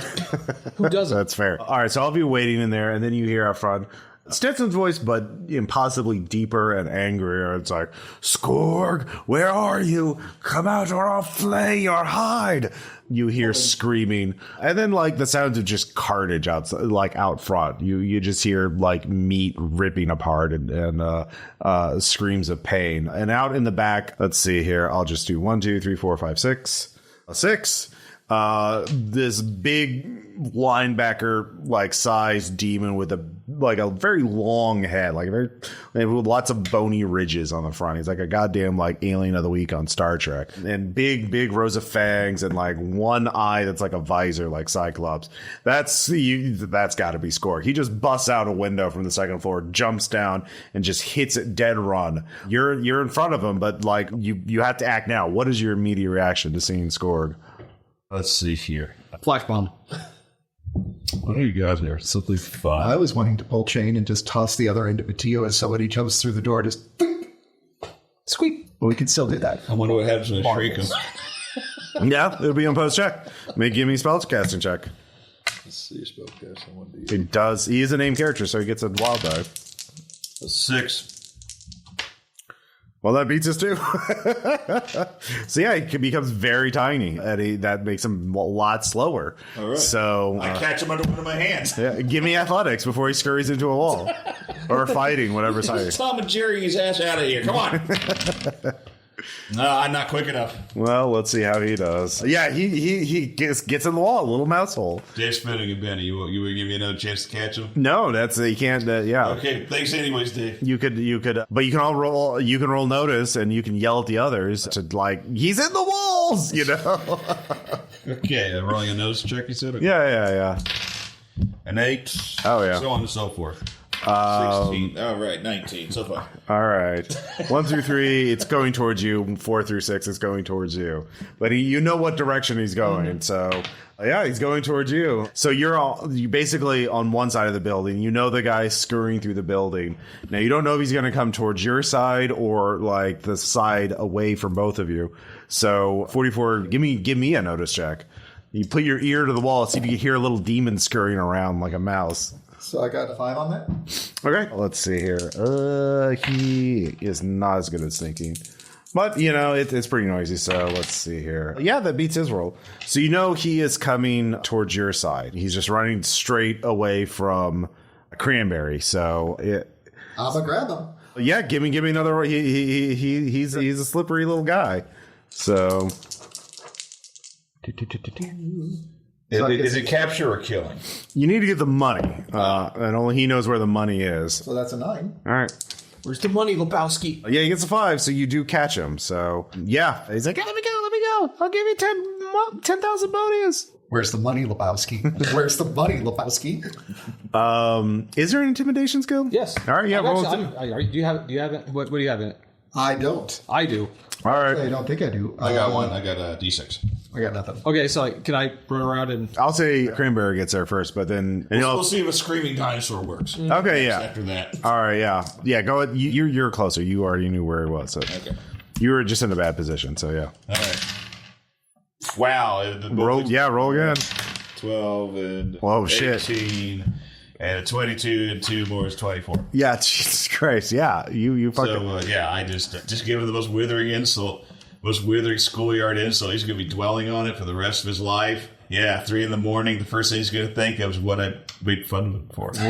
And what was that? He seems to be the kind of person. Is that something left up to the listeners? Yeah. You can't name it here. It's too powerful of a psychic. I'm in hell. You got to think of a really nasty. We can't repeat this on a podcast. You don't hear what he says. Well, that's all like demons all just suddenly stop and look like and gasp. And he tells you he coughs up the money. He tells you where it is. It's in a dumpster behind the alley in a little hidden compartment. So I relay this to Stetson immediately. Stetson's by the time you get the money, Stetson's like, all right, set him down. He's holding the sword in his beak like a fucking Dark Souls boss, but and he's just spattered in blood. And the sword, but you notice there's no blood on the sword whatsoever. Yeah. Sword's using him. So he said, yeah, just put the little guy down. Where? Just down on the ground. And then he just like very fast takes it and whips the sword and dive bombs and eviscerates Skorg. And you all see that the sword is literally drinking the blood of the dead demon. So he's like, yeah, well, that was great. We got the money back. Let me drop it off to my boss, and first round's on me. Yeah, like old times, Cranberry. yeah, first rounds. Like, we didn't really go to the bars on account he was a bird. Yeah. So yeah, You can start now. you follow. I feel like he's going to have a lot of reasons to drink now. You follow him to Waylard, I assume, his boss. Yeah. Waylard is a just the most archetypal merchant demon you can imagine. Just like hello, yeah. 600 pounds, Fu Manchu mustache, yellow skin. Yeah. Yeah. Well, no, more green blue. Like he's more of like a frog guy, like a frog demon. A frog man. Yeah. And he is selling everything you can imagine, high tech shit, magical shit. I imagine he sounds like Blobbert Smith. Yeah.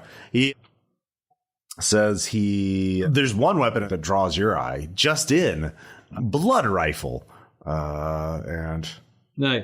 Oh, yes, cursed weapons. No, I will not be purchasing that. but it's a blood rifle. You'll never run out of ammo. Steve, it's a rifle that fires based off of blood. Helping or hurting? It just uses your blood as ammunition. And there you go. See, it's a plenty of blood. But you get a lot of ammo for your blood. It's very efficient. No. Very, very much bang for your buck. Look, I played Death Stranding a lot. We're just going to get a bunch of blood, and then we just strap it on you, and you just go nuts. yeah, here's the thing. This might Does it have... have to be his blood, or can he kill a hobo and strap the hobo to the Well, I mean, you have to feed it blood to load it. So it's in the heat of battle, it'd be very inconvenient to take it to someone else. Look, this might have worked if I just not witnessed this bird wielding a cursed weapon. Oh, Lord Koth, that's fine. It's a perk of his job. It's fun. No, thank you. Yeah. I don't want to buy your gun. Okay, you don't have to. But it's a good gun. Anyways, good job, Stetson, as always. I'll come back tomorrow and I'll have some more names for you to collect on. And he's like, yes, boss. And yeah, he puts the Lord Koth, the rune sword back on his back. And I said, yeah, come on, first round's on me. Let's go have a drink with All Stetson. right, let's go to the bar. Yeah. So he goes to the Camilla's Canteen, which is a bar that, if any of you went to the Stormspire Vampire Bar, it reminds you of that. It's very much like pre-Blood Rave underground vampire bar, but now it's on the surface because there's no sun anymore. So lots of leather and latex and vinyl and loud techno. Yeah, techno. Techno. Yeah. IDM, not house. Shut up. I don't even know the difference. Well, He listens to intelligent dance music. yeah, Okay. yeah, It's exactly. in the name. So It's in the game. So the three of you are there. Are there any what do you want? The bartender there is like a multi-armed demon. She has like a snake, like snake from the waist down, but human with 6 arms. Kind of a Lamia looking. Yeah, Lamia, yeah. And she's like, we have everything here. What do you want? I want a way to destroy To drink. Oh. I'm going to see if they have everything. Pina colada. She expertly makes you a pina colada. Dare you drink the pina colada of hell? I'll try it. It's the best pina colada you've ever had. Make a spirit check. Oh, I do have a good spirit. Okay. That is a 6. Okay. It's the best one you've ever had. Yeah. Nice. All right. What do you want? I was just going to get a Shirley Temple. Yeah. Do you drink it? Sip it, yeah. All right. Give me a spirit save. That's a 2. You're spending a bit. Yes. And that is, that's an explode. Okay. So that's a 10. Yeah, it's the best Shirley Temple you've ever had. So, yeah. My soul is clear, Ross. Yeah. Coconut goodness. Yeah. Cranberry, what are you ordering to drink?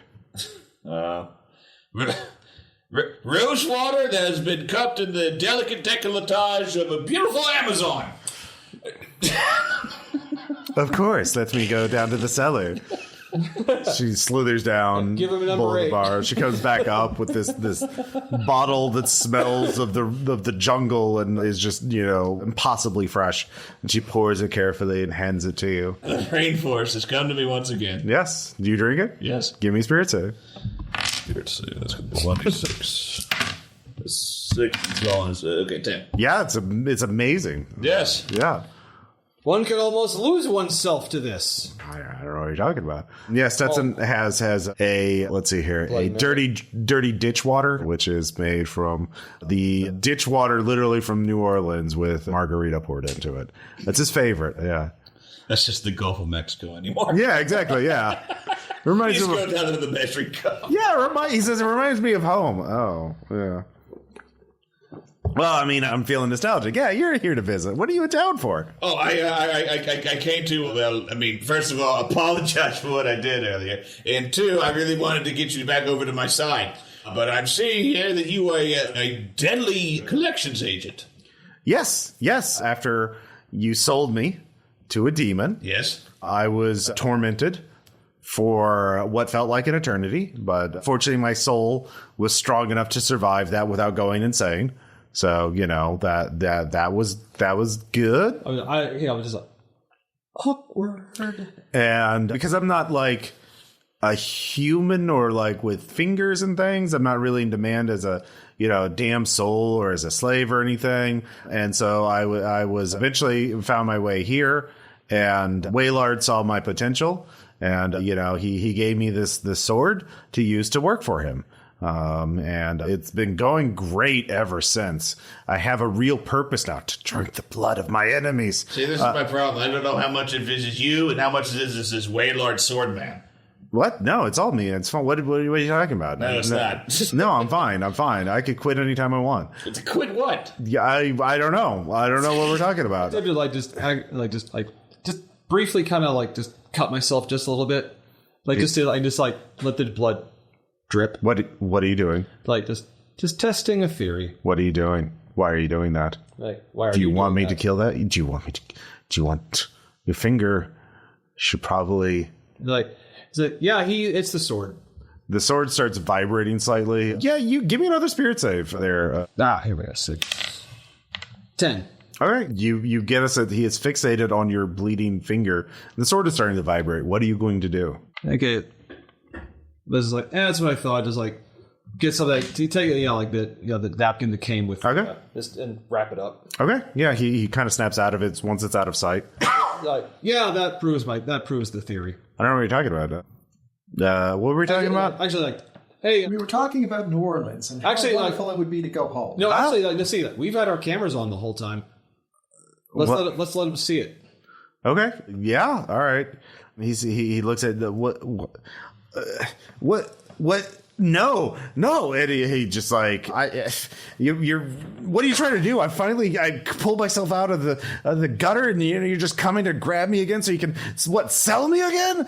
Well, that's how you feel. Then I'll leave you be. He's just a little bit it's dude, you gotta fight for him. Want it?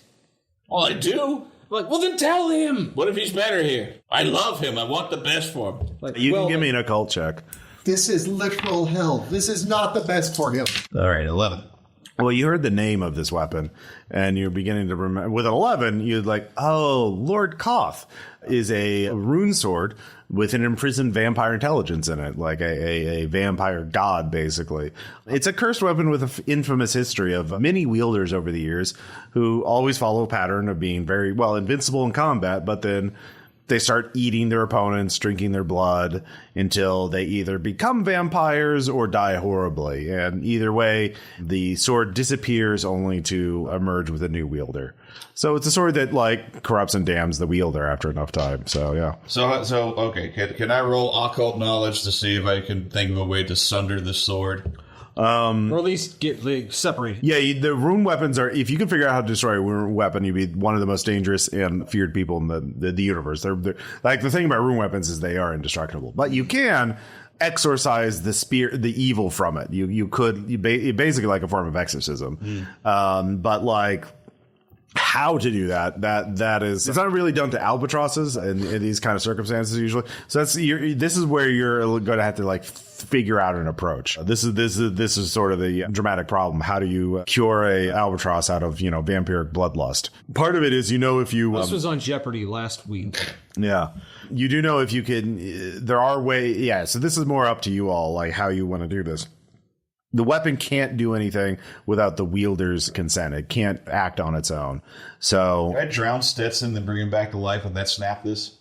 If you can bring him back to life, and if you, theoretically, I would, but he would probably really hate you because you fucking murdered him again, To save him. Yeah, well. No, we're trying to save him without death. We had to burn the village to save the people. I'm sure we can find a very cool exorcism ritual we can do. All right, fine. All right. Let's hit the exorcism market. Well, you can finish having your Stetson storms off after you show him the footage. So yeah, you have time to plan your next move. Okay, we're gonna need an exorcism. So, do you know how hard it's going to be to find the right amount of holy water to actually baptize I don't know this albatross I don't know this in hell? I don't know. This strikes me as a place you could buy anything. Yeah, 100%. So I bet we could even find holy water. I mean, especially, dude, if you want to torture a demon, what better way than slowly pouring holy water upon him? Well, that's fair. I mean, I've seen movies. Yeah. So that we could get it, to say, we're looking for, we want to torture another demon horribly. Okay, so we get a bucket of holy water, or maybe a barrel. Do you think we could make do with a pony keg? How much holy water do we need?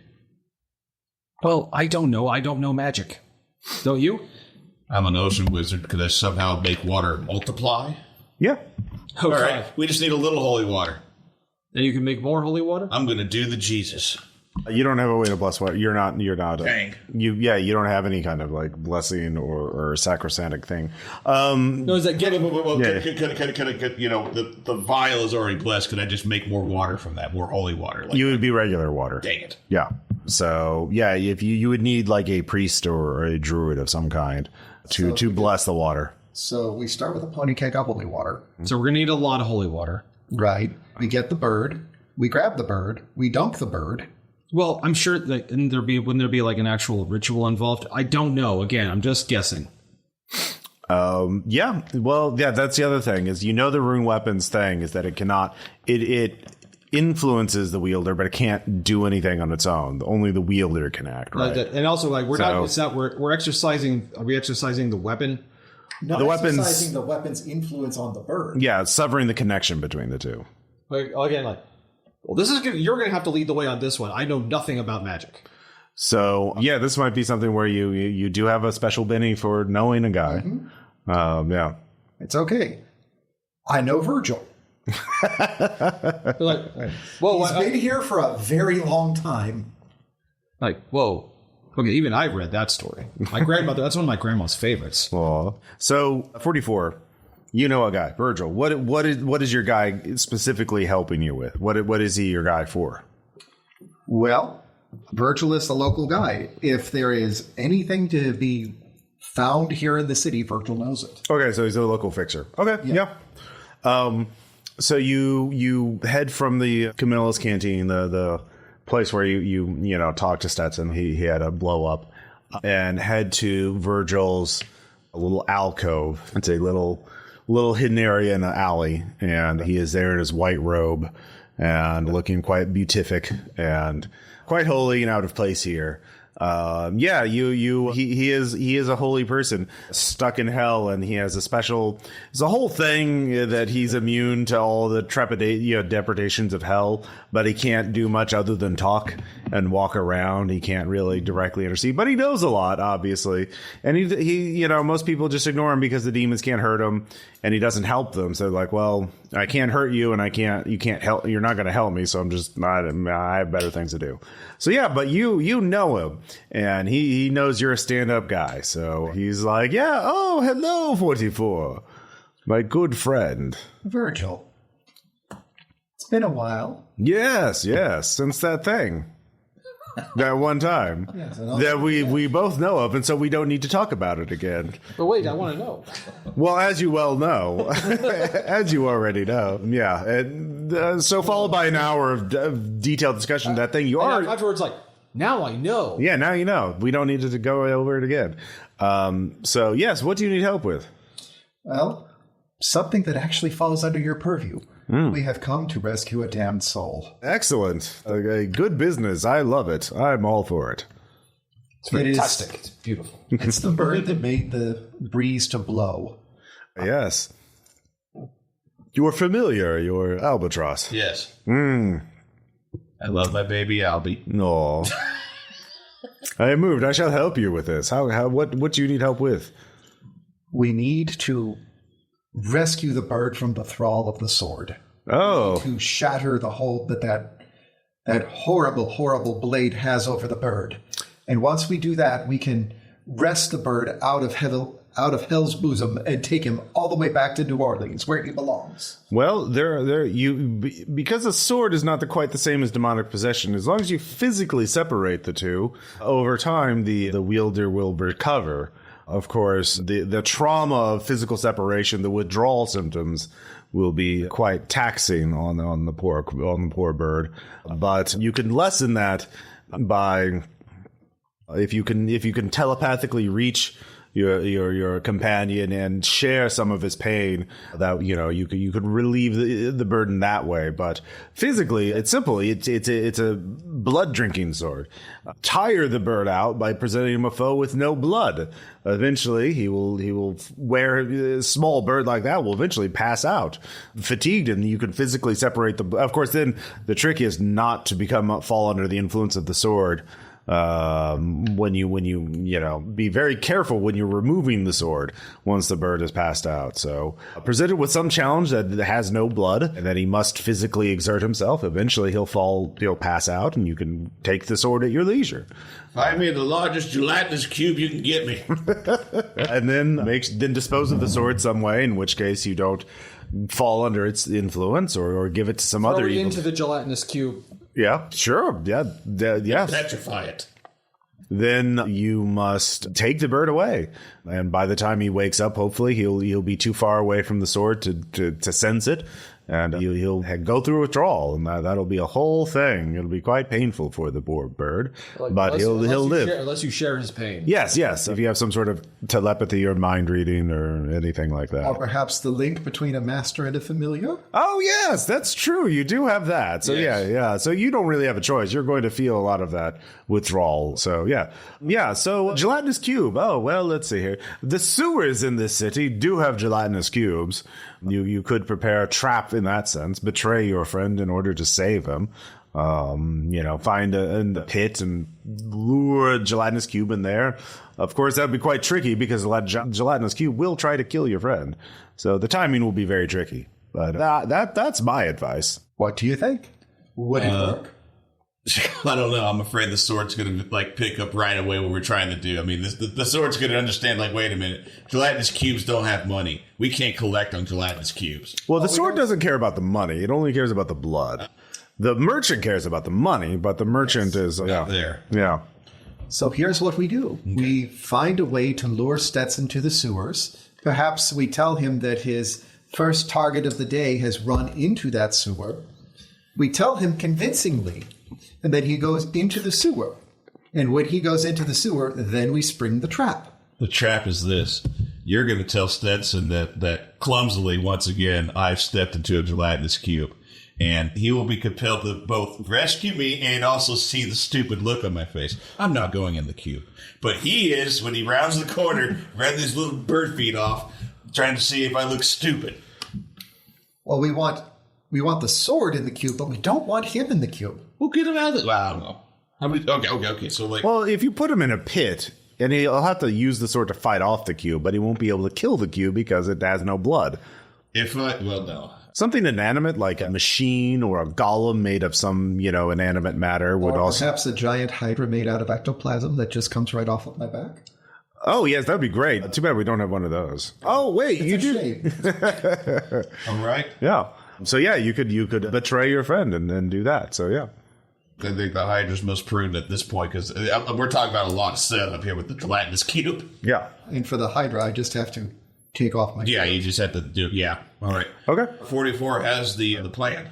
So Virgil knows the sewers quite well, so he gives you a detailed map of them. So you know. So what kind of area in the sewer do you want? They have tunnels, big open area, or big. You've seen sewer levels in video games. Like what kind of set? There's all of them down there. I'm thinking like the big open with the pipes that are leading in. Okay. With the pipes and the fine lighting. Okay, like a boss fight arena type place. Okay. Boss fight arena. Okay, yeah, all right. Yeah, you find a junction point that a bunch of pipes lead into, and it's dry most of the time except the few times of a year where it rains in hell. It does rain in hell, just 1d6 times a year. So, yeah. It rains tab. Yeah. Very curious choice they made. It's hell. It doesn't have to make sense. Well, actually, it does make perfect sense because you drink that stuff and you don't want to drink anything else. Oh, no. The prophecy. So, yeah, who's going to lure Stetson into this trap? Oh, it's me. Okay, yeah. You're the guy. Yeah. All right, yeah. Well, yeah. So the next day, you're in front of Waylard. So you're approaching Stetson after he gets his next client, the next deadbeat he has to collect from. So, Tom, what's the name of a demon deadbeat in hell? Gorefiend. Gorfiend, he's a deadbeat. And he hates Mondays. He hates Monday. Yeah, he's an orange Rakshasa. Yeah, where cat. Yeah, You weren't even trying that, but good work. Gorfiend. Yeah, he loves. Actually, no, that name had nothing to do with the cat. Well, it does now. I know, that's why it was great to me. Yeah. Oh, I'm glad Well, it does now. Yeah. I'm glad you could take enjoyment with it. Yeah. So Gorfiend hates Mondays and hates paying off his debts. And But he loves lasagna for some you reason. overhear that, and you approach Stetson after he leaves Waylard's merchant stall in order to go hunt down Gorfiend. So, yeah, Stetson sees you. He's like, or do you want to approach him, before he sees you? No, I want to approach him. All right. He's like, what do you want? I want you to come to the sewers with me. Why? We're going to put everything behind us. I don't understand what that means. I have work. Yes, with me. Roll persuade. Christopher, you can remember some things sometimes. What P is up? Memory is hard. 5. All right. All right. This is the last time I'm going to listen to you. Like, I've got a life now. Yeah, it will be the last time. Look, I have the shit talk, all right? Yeah, It's genetic. Well, I trust you. That's just Cranberry. You're always like that. So yeah, he trusts you. You haven't totally betrayed him yet. I'm in tow with the bad sword. What are my compatriots doing? Yeah, I assume you're just waiting in the boss fight arena. We both are. Okay. Upon getting the signal, I am going to release the Hydra. Well- Much like releasing the Kraken, only smaller and more scaly and way more. Well, before you get there, you have Stetson's also what's happened since I left, since you threw me away. Oh, I tell them my incredible adventures, such as I tell them all about how Steve turned into a baby, and I just made fun of him. That was great. Oh, I wish I could have been there to see. Oh man, yeah, it's just terrific. Someone's talking about it. Yeah. I tell them about Where's the thing? That was the same adventure. It's like full of children's toys. Yeah. Around. That's the same adventure. Yeah. What did we do last time, guys? Well, there was also the time holes that he wasn't a part of. That was in Florida, wasn't it? Yeah, that was right after you sold them. Yeah, like that was how you got to Florida. Okay. Yeah. So yeah, I just gotta tell, and I make myself sound super cool. Oh, well, it sounds like you don't need me anymore. Like you've done fine without me. Just fucking come with me, okay? Jesus Christ, you teenagers. God. You're gonna think back on this, how rude you were to me, and you're gonna be embarrassed. I mean, Waylard says he appreciates my hard work. He even gave me a little trophy. It has a little damn soul in there. Say, you're the employee of the month. Or I get to hurt him. I don't do that. That seems weird. I'm not. Yeah, you don't tell me what. Yeah. Look, anyways, it's a yuck-free zone, but I don't want to hear about it. All right. So yeah, Stetson tries to have a hard time with you. And you're like, yeah, no, I'm doing great. Yeah. So you. Well, no. I tell him I honestly have missed him, and it's been painful. And I've come back here, but I see now that the best way to give him absolution is to give him a chance to kill me. Oh. And if he's successful, well, then that'll just make him feel better. And if he's wrong, well, you don't have to be debt collector no more, do you? Oh. Yeah, this is a fight to the death shit because I took psychology one class 15 years ago, and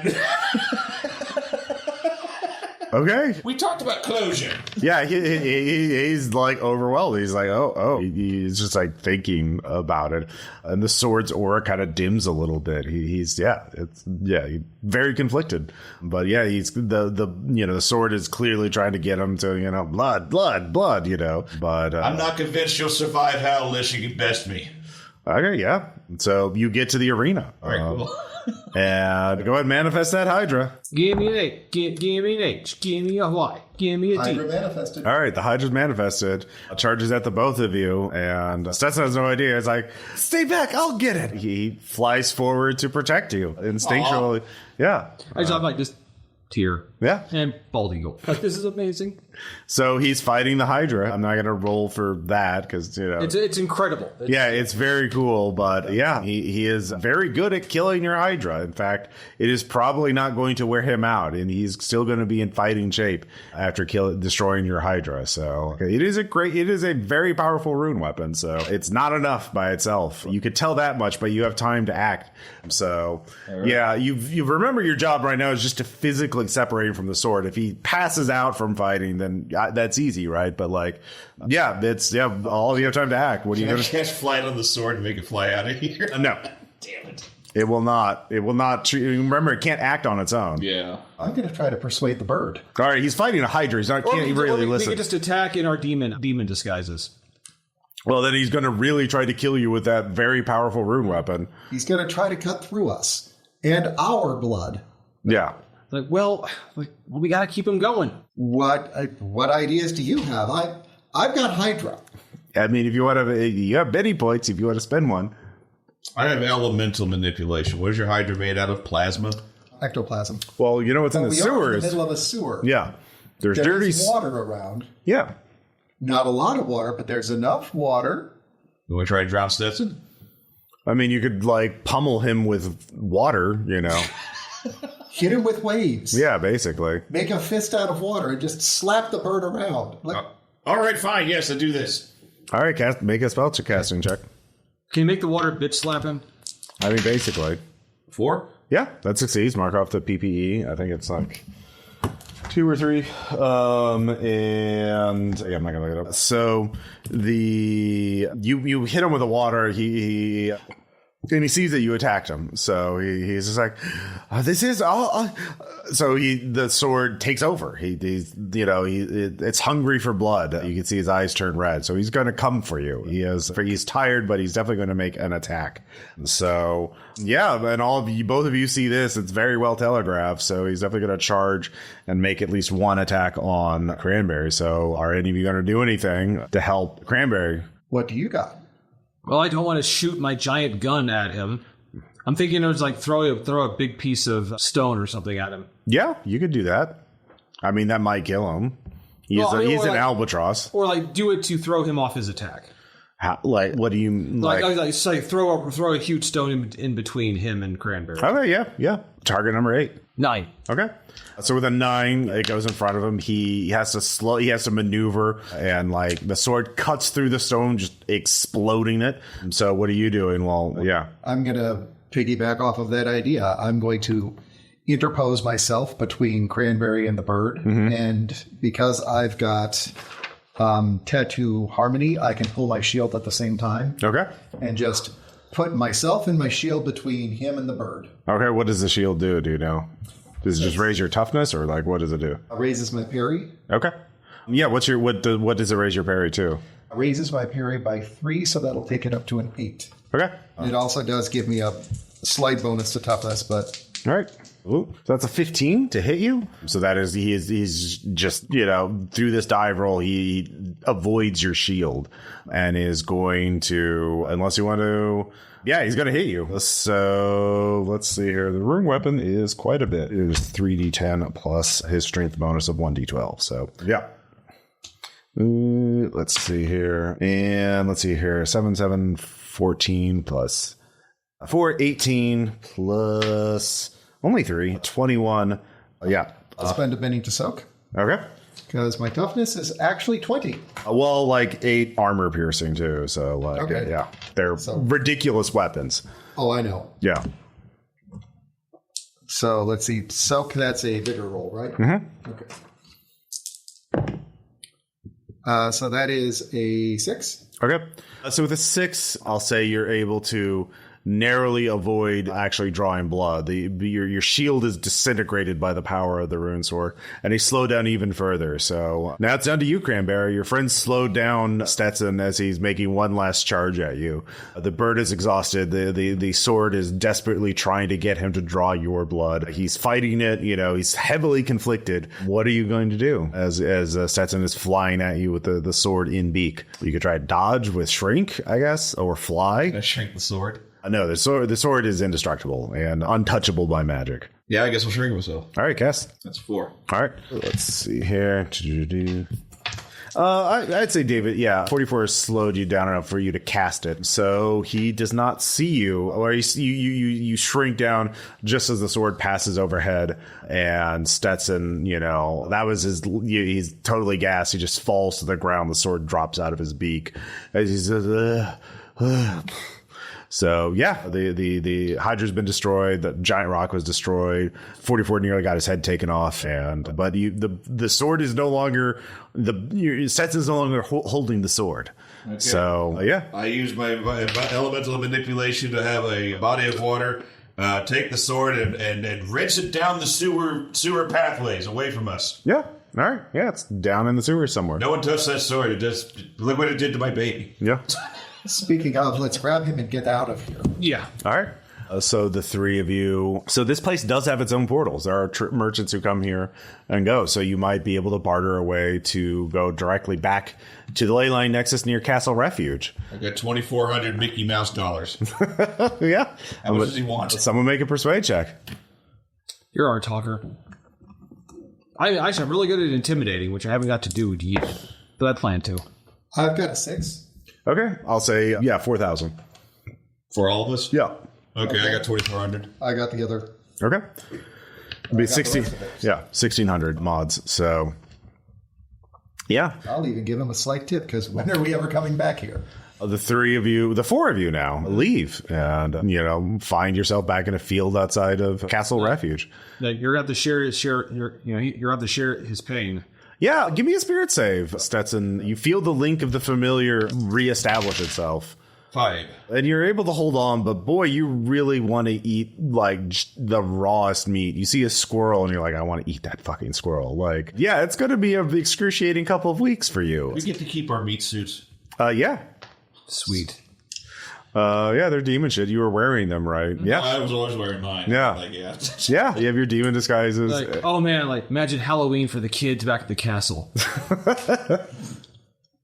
So the good news is we left, we've got the bird, we've got these lovely meat suits. The bad news is that the Tesla truck is still stuck at St. Louis in the possession of that imp.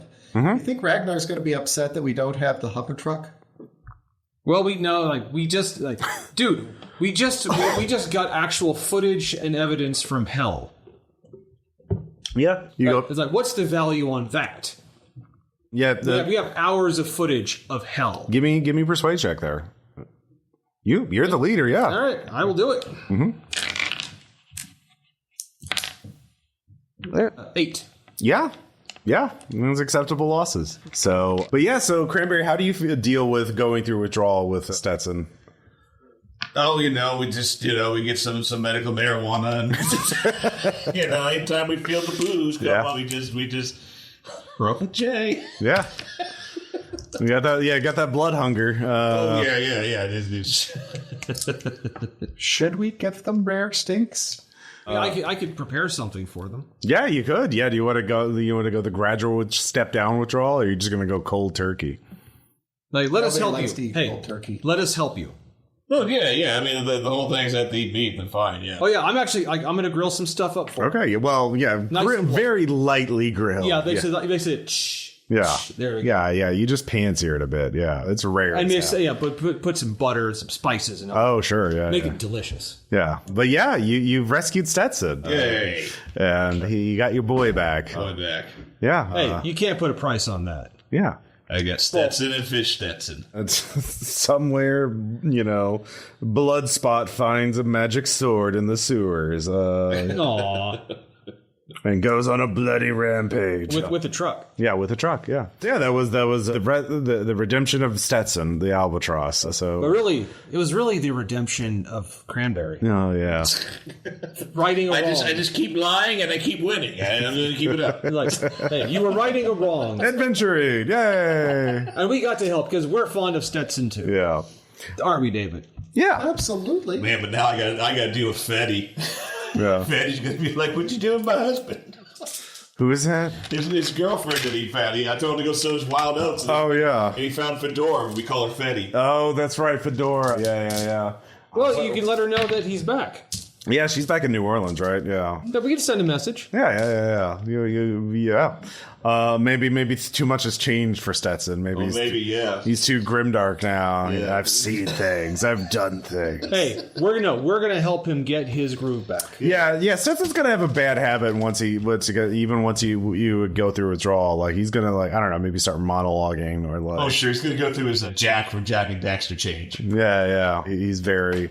He's a complex character now, you know. He has layers. He has layers upon layers, yeah. All of a sudden, we begin to talk and curse all the time. Yeah. So any question, comments? If everybody had fun. Oh yes. Oh, absolutely. Yeah, cool. Well, yeah, that's it for the session. Yeah, that's like we got to do Stetson's not Stetson's revenge, but Stetson, the rescue of Stetson. Yeah, Stetson down under. Yeah, Stetson in hell. Yeah. It was a heck of a good time. Yay! All right. Thank you all so much for listening. We'll talk to you next time. Bye. Bye. Let's see here.